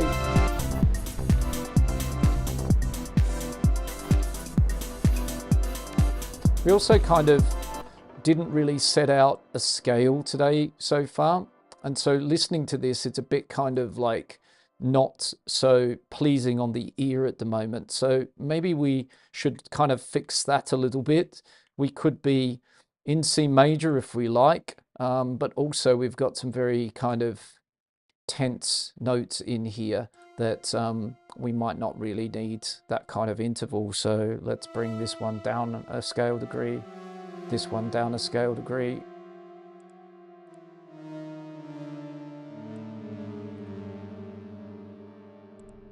So I'm just smoothing out these chords a little bit. Just have a little listen to that, and maybe one of the other intervals as well.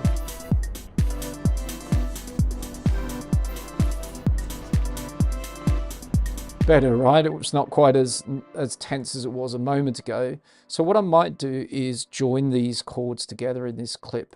How am I going to do that? I'm just simply going to click Command A to select all my notes, and then I'm going to choose legato over here, and that's going to bring everything together where the notes change.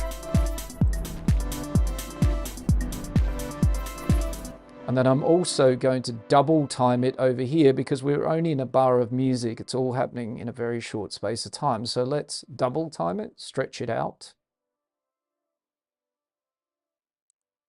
That was the wrong way around. That's half time. We don't want that. So let's come back a bit.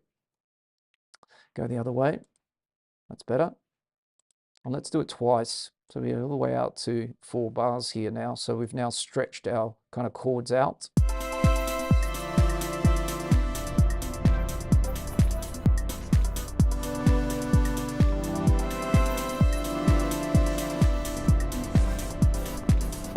We could also massage these chords a little bit, that is, make them sort of inversions so they all come together a little bit better.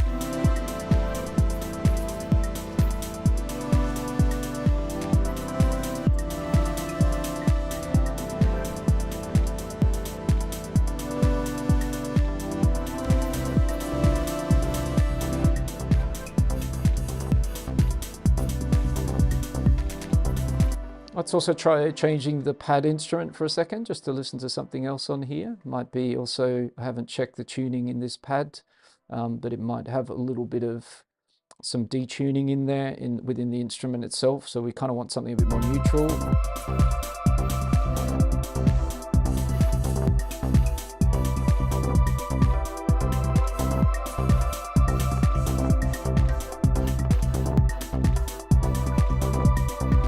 Right, that's much more workable, right? We've got something sounding a lot more smoother and a lot more musical now, from sort of revoicing the chords a little bit, so there's not such big jumps. A better sounding pad on here, it's a little bit cleaner. Perhaps there was some tuning in the other pad, so that's something to watch out for if you choose presets, or in this case I'm using Ableton Live presets. These are synths that you will find in Ableton Live's browser in the studio version of Ableton Live, so you can use these as well. So now we've got the Ableton 12 MIDI tools has got us to here, and a little bit of work that I've done adding some intervals. So I turned what was a melody into chords, I've moved the scale degrees around, voiced it a little bit differently, but 12 and the MIDI tools have essentially got us here. Well, now again, we could roll the dice with note chants. That's again what we're sort of looking at a bit here today. So let's copy this down, give ourselves a number 2.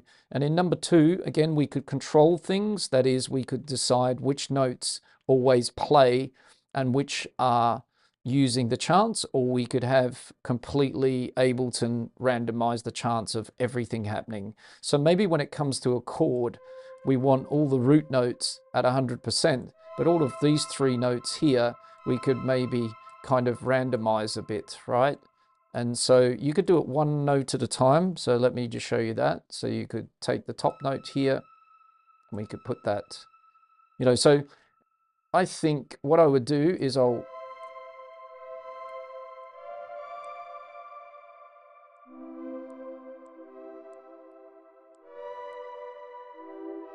set this up as a simple kind of experiment, just the top notes, we're going to randomize them only because they're the note that's making it a 4-note chord. So we're going to say sometimes some of these notes won't play, right? And sometimes they will, and that's going to give us a bit of variation here again in our clip.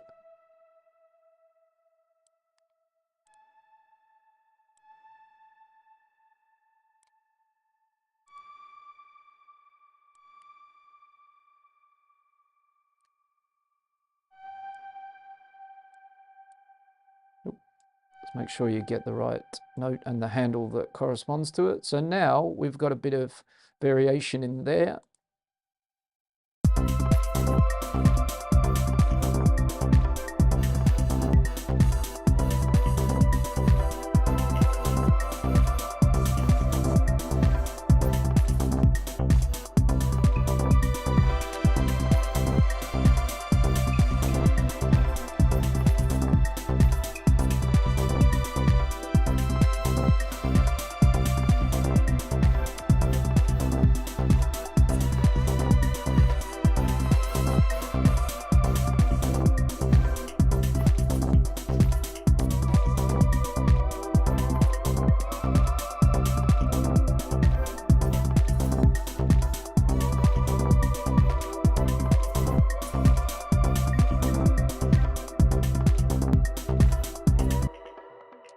So that gets more interesting, but we're still kind of working along our way here with basically the nuts and bolts of what we've been looking at today.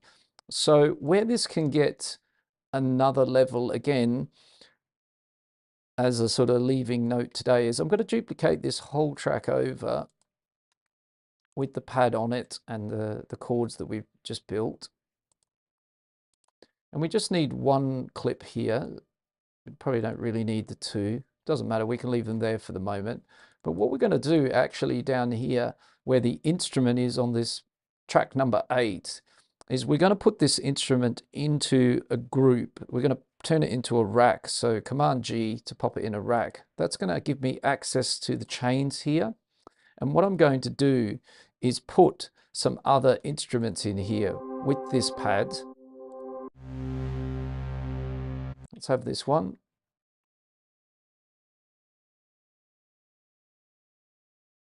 We're going to look for a couple of other pads. So this one. These, by the way, as I said, they're all Ableton Live presets or patches that I've bookmarked that I like the sound of them over the years. So let's see how many we've got here. We've got 5. I'm just going to check my example track that I built earlier that we're going to replicate. So that has 6. Okay, so we can have one more in here. And as I said, you know, if you're just starting out with Ableton Live, you know, you can bookmark this video and come back to it in the future, but you don't need to know this today. But this is for those of you who really want to sort of like, you know, perhaps you're doing music for a very long time in Ableton Live and you understand racks and what kind of the concept of and the idea behind what's going on here. So I've got all of these different pads now in this rack. I'm going to open up the chain section here. And I'm going to actually choose along here that we can choose kind of different options. We can map these different instruments to a chain selector, but that's not kind of what I want to do. We can also map the different instruments to happen when different velocity happens, which is really quite cool. But I'm going to choose key. And so what this means is I'm going to take the very first pad here, and I'm going to say that this first pad only plays between C0 and B1, and then this pad here starts from C1 and only plays to B1, and we can also fade them in and out, but that wasn't quite what I was planning here. Okay, and then this one up here at C2 to B2. And what we're building here is a kind of interesting rack here that will work in a way that perhaps you haven't seen this done before, but I think it's quite interesting because now different pads will play the different notes in the chord when they happen, right? and the note chance is just another layer to this little experiment here. So we've now got 6 different pads. They will only happen when MIDI notes happen in these different octaves. That's what we've kind of made the decision with this rack here. So if we come back up and we look at the chords and they're going, you know, not down to C1 down here, then we could make that chord go down here, and now it plays a different sound, right? And let's say we don't have coverage either down in the next one here.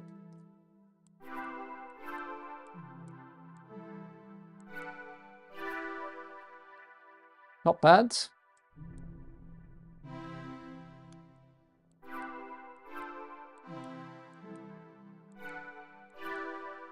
So now we're almost covering all the different pads in here.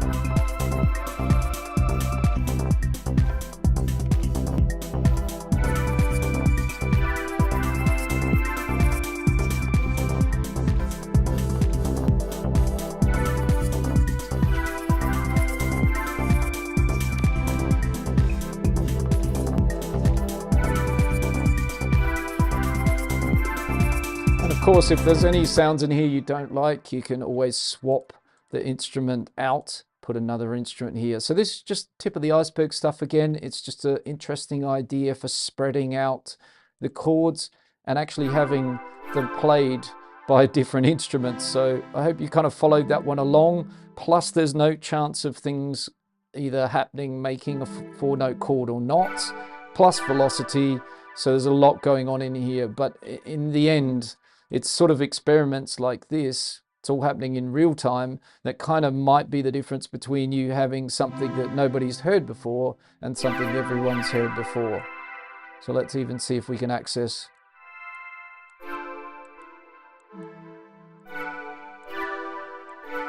Yeah, this one down here, perhaps into that pad.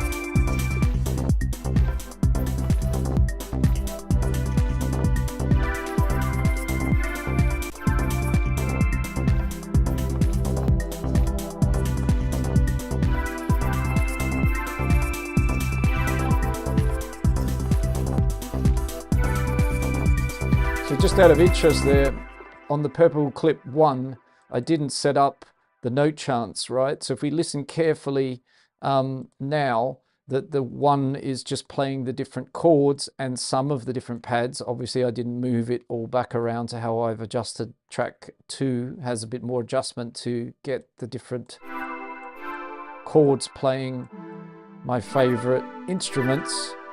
But I think you really notice that there are not the changing of some chord notes not playing and sometimes playing. So in this too, what is going on technically speaking is sometimes we get a 4 chord and sometimes we get a 3 chord. In one we get a 4 chord every time.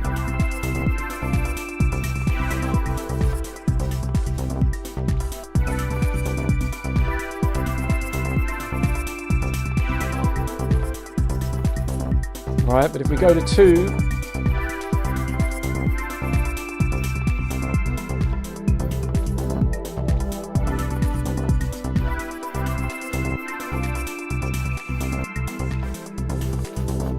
I think it's a little more interesting, right? So again, so we don't get into trouble, we open up the project tomorrow, doesn't sound like this anymore. What are we going to do? Route this in. So let's call this the pad. I'm going to remove track 1 or just drag it down because 2 is the one for me. And I'm just going to say, listen in the recording track to the pad. We're going to arm it and we're going to record some of that. The MIDI we're going to record. So you'll be able to see here when you get a 4 chord and when we don't get a 4 chord, right? For example, here it's a triad.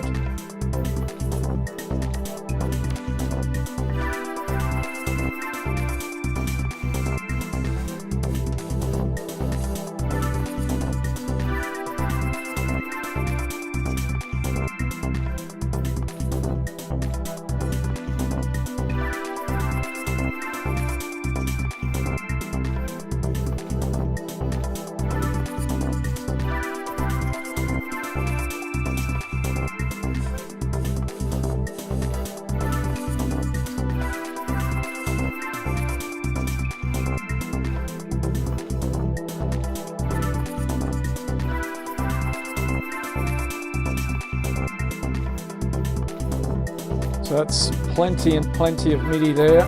So we then move that back over to the pad track. Template's kind of still there in track 2, but we now have this printed.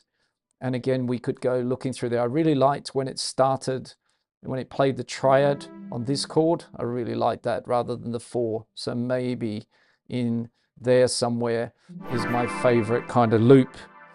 One of those where it plays the triad here.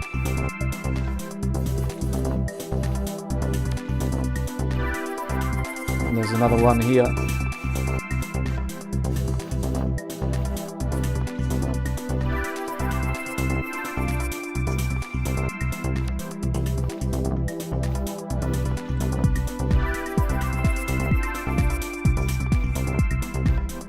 So finally, let's do one last little trick that I did previously as well as a wrap for today. On my little experiment where I built this kind of rack earlier, while I was thinking about this idea of spreading, you know, a bunch of different instruments in a rack across here, then making chords and a pattern that will play then different sounding instruments. That's what we've got going on here. And then all the beautiful thing that we've been doing since the beginning of note chants, velocity, and using Ableton 12's MIDI tools to collaborate to get the result here. No playing in this case, something that you can do without those skills of playing the keyboard. You can actually just, you know, get really great musical results kind of learning these tools, let's say. So something I had on my rack idea, which I thought was fun, was a little bit of processing after it, and I put a gate after it. So let's say we grab a gate from our audio effects and we drop that after our pad over here. And this yellow pad, just going to refresh myself with what was going on in there. Earlier experiments, nothing we really need to keep there. We've got duplicates. If we want, we can always pop the clips down there anyway and delete the instrument. It was just a duplicate. So this one here is the one we're working with. Gated delay I don't want. I want actually the gate from above there. And what I'm thinking to do is we've already got some kind of cool patterns in here, right? Rhythmical patterns, the closed hi-hat, not that one. So the yellow hi-hat track here has got a very cool MIDI pattern, fast 16th notes. The bass is kind of interesting as well. And so we might be able to use some of these as our gate. So I'm just going to label the ones I'm using. Maybe I'll call them the main, or let's change that. Let's say favorite. I think everyone can follow that. Okay, so that's my favorite selection of what's kind of happened. Similarly here. Right, they're all the ones that I bookmarked as great. That's the one for me. So in this case, it's this one at the moment. And hopefully also, if you have followed along with this, if you're still with me and you've been going through the stream, or if you've just jumped in, you kind of can see, hopefully, again, if you're a beginner, it's your first steps, or you're turning pro, this is going to give you lots and lots of variations when you sort of follow this technique where you can come along and, as you can see here, choose a favorite loop, and then we've got, you know, 10 other loops that might give us a B section or an A section or a C section in our track, in our song, when we actually start arranging that. So the gate, let's have it listen. Let's turn on the, open it up, turn on the side chain, and let's start with this yellow hi-hat over here as the input for the gate. So we're going to look in the list here and say hi-hat. We're going to bring down the threshold on the gate.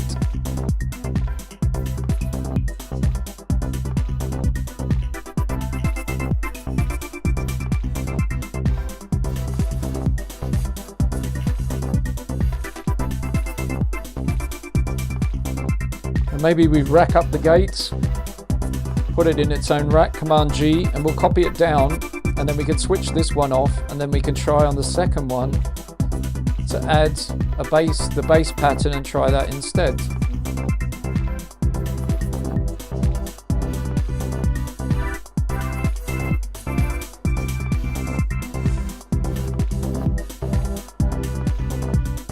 Let's label them.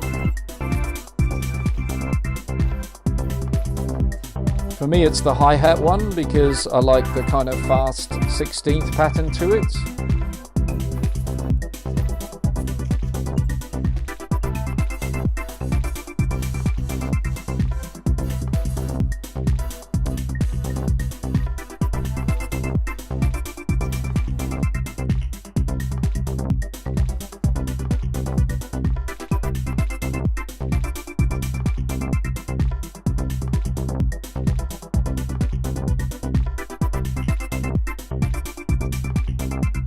So an alternative option to this track, actually I did delete the yellow one, but if I do duplicate this pad track over, right, we do one last thing. So I'm making a duplicate of it here. Let's make that very clearly another color.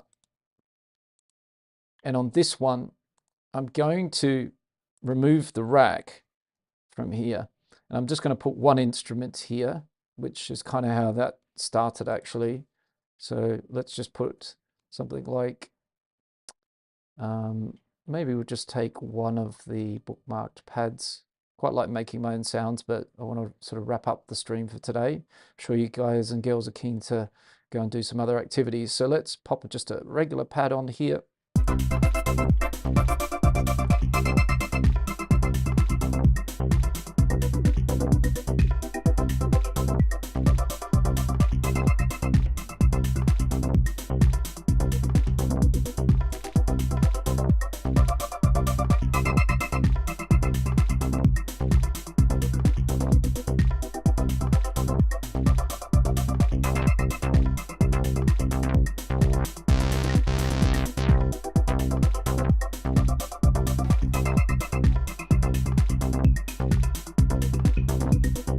Try some other basses as well.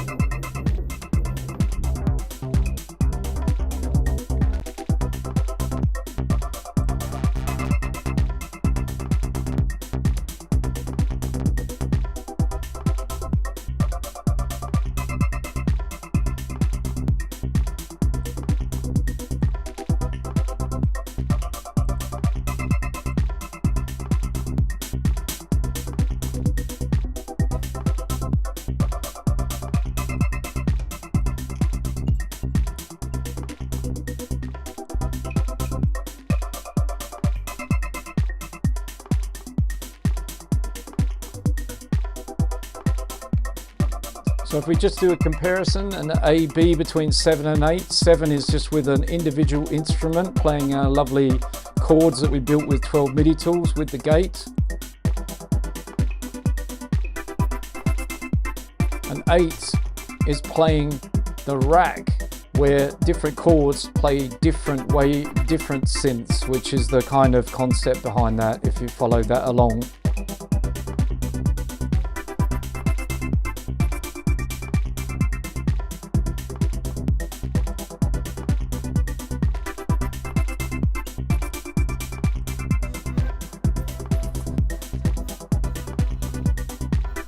So if I drag this one over,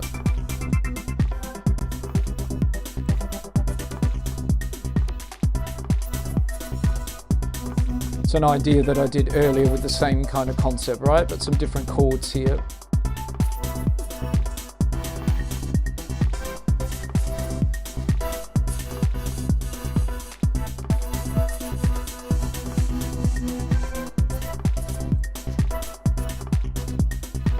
One thing that could be super fun to do with these chords as well, just as the very last thing, I think I said that a moment ago, is to kind of use, again, one of Ableton Live's very cool tools here in 12, which is if we copy our favorite down here, doesn't matter which track really, we're still on the same pads with the chords in them, right? So if we're looking at this one here, let me zoom in a bit, we change the color back to pink because it's probably easier to see. So let's say we're looking at this here. This is our favorite loop in here. we could also select all of these chords here, and we're in 16th notes here, and we could do a very nice thing here. We could just Command E and chop those chords up into a lovely kind of diced up chord. So let's turn off the gate. Let's turn this one on.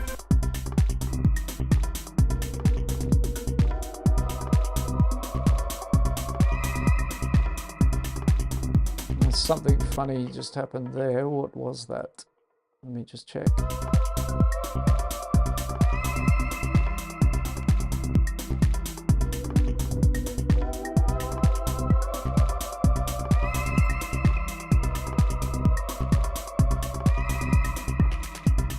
Yeah, I think it's a bit too chaotic in this version, so let's try it on the single instrument pad.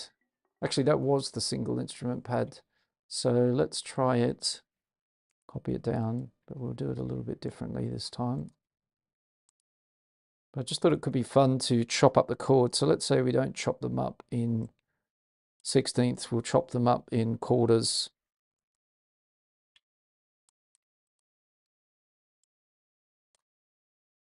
Okay, so that works.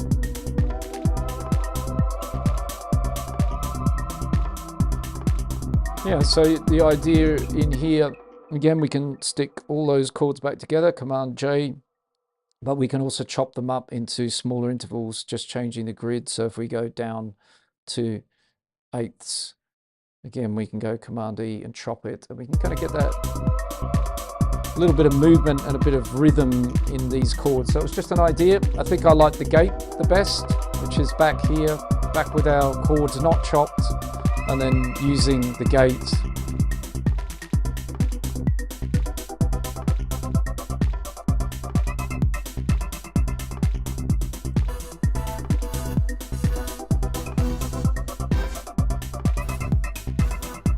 And also this track with the different instruments playing the different chords, I think is the winner for me, this one here.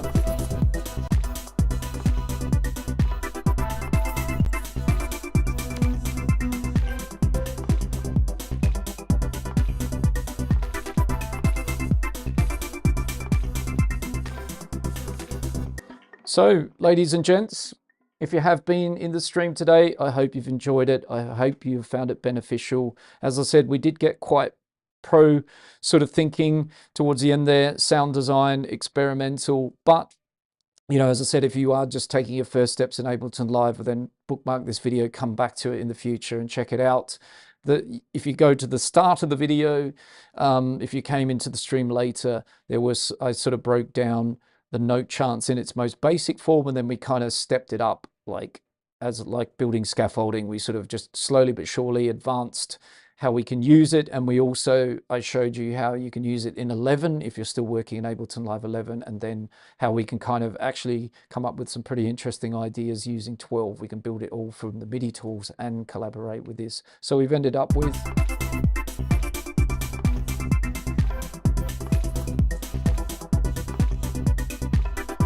kind of cool little musical idea. There was no script. It's just all kind of happened in real time. And there's plenty of kind of interest in there, and there's variations aplenty from all these clips that we've built.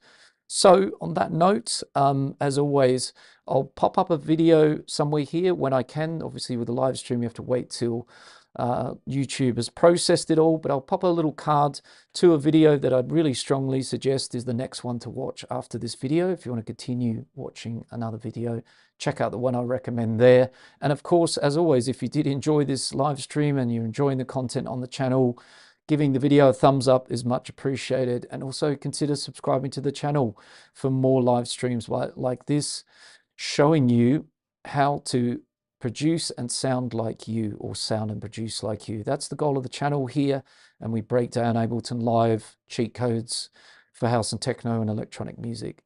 So thank you very much for watching. Have yourself a great rest of the weekend. Take care, and I will catch you in the next stream. That's a bye for now. Ciao, guys.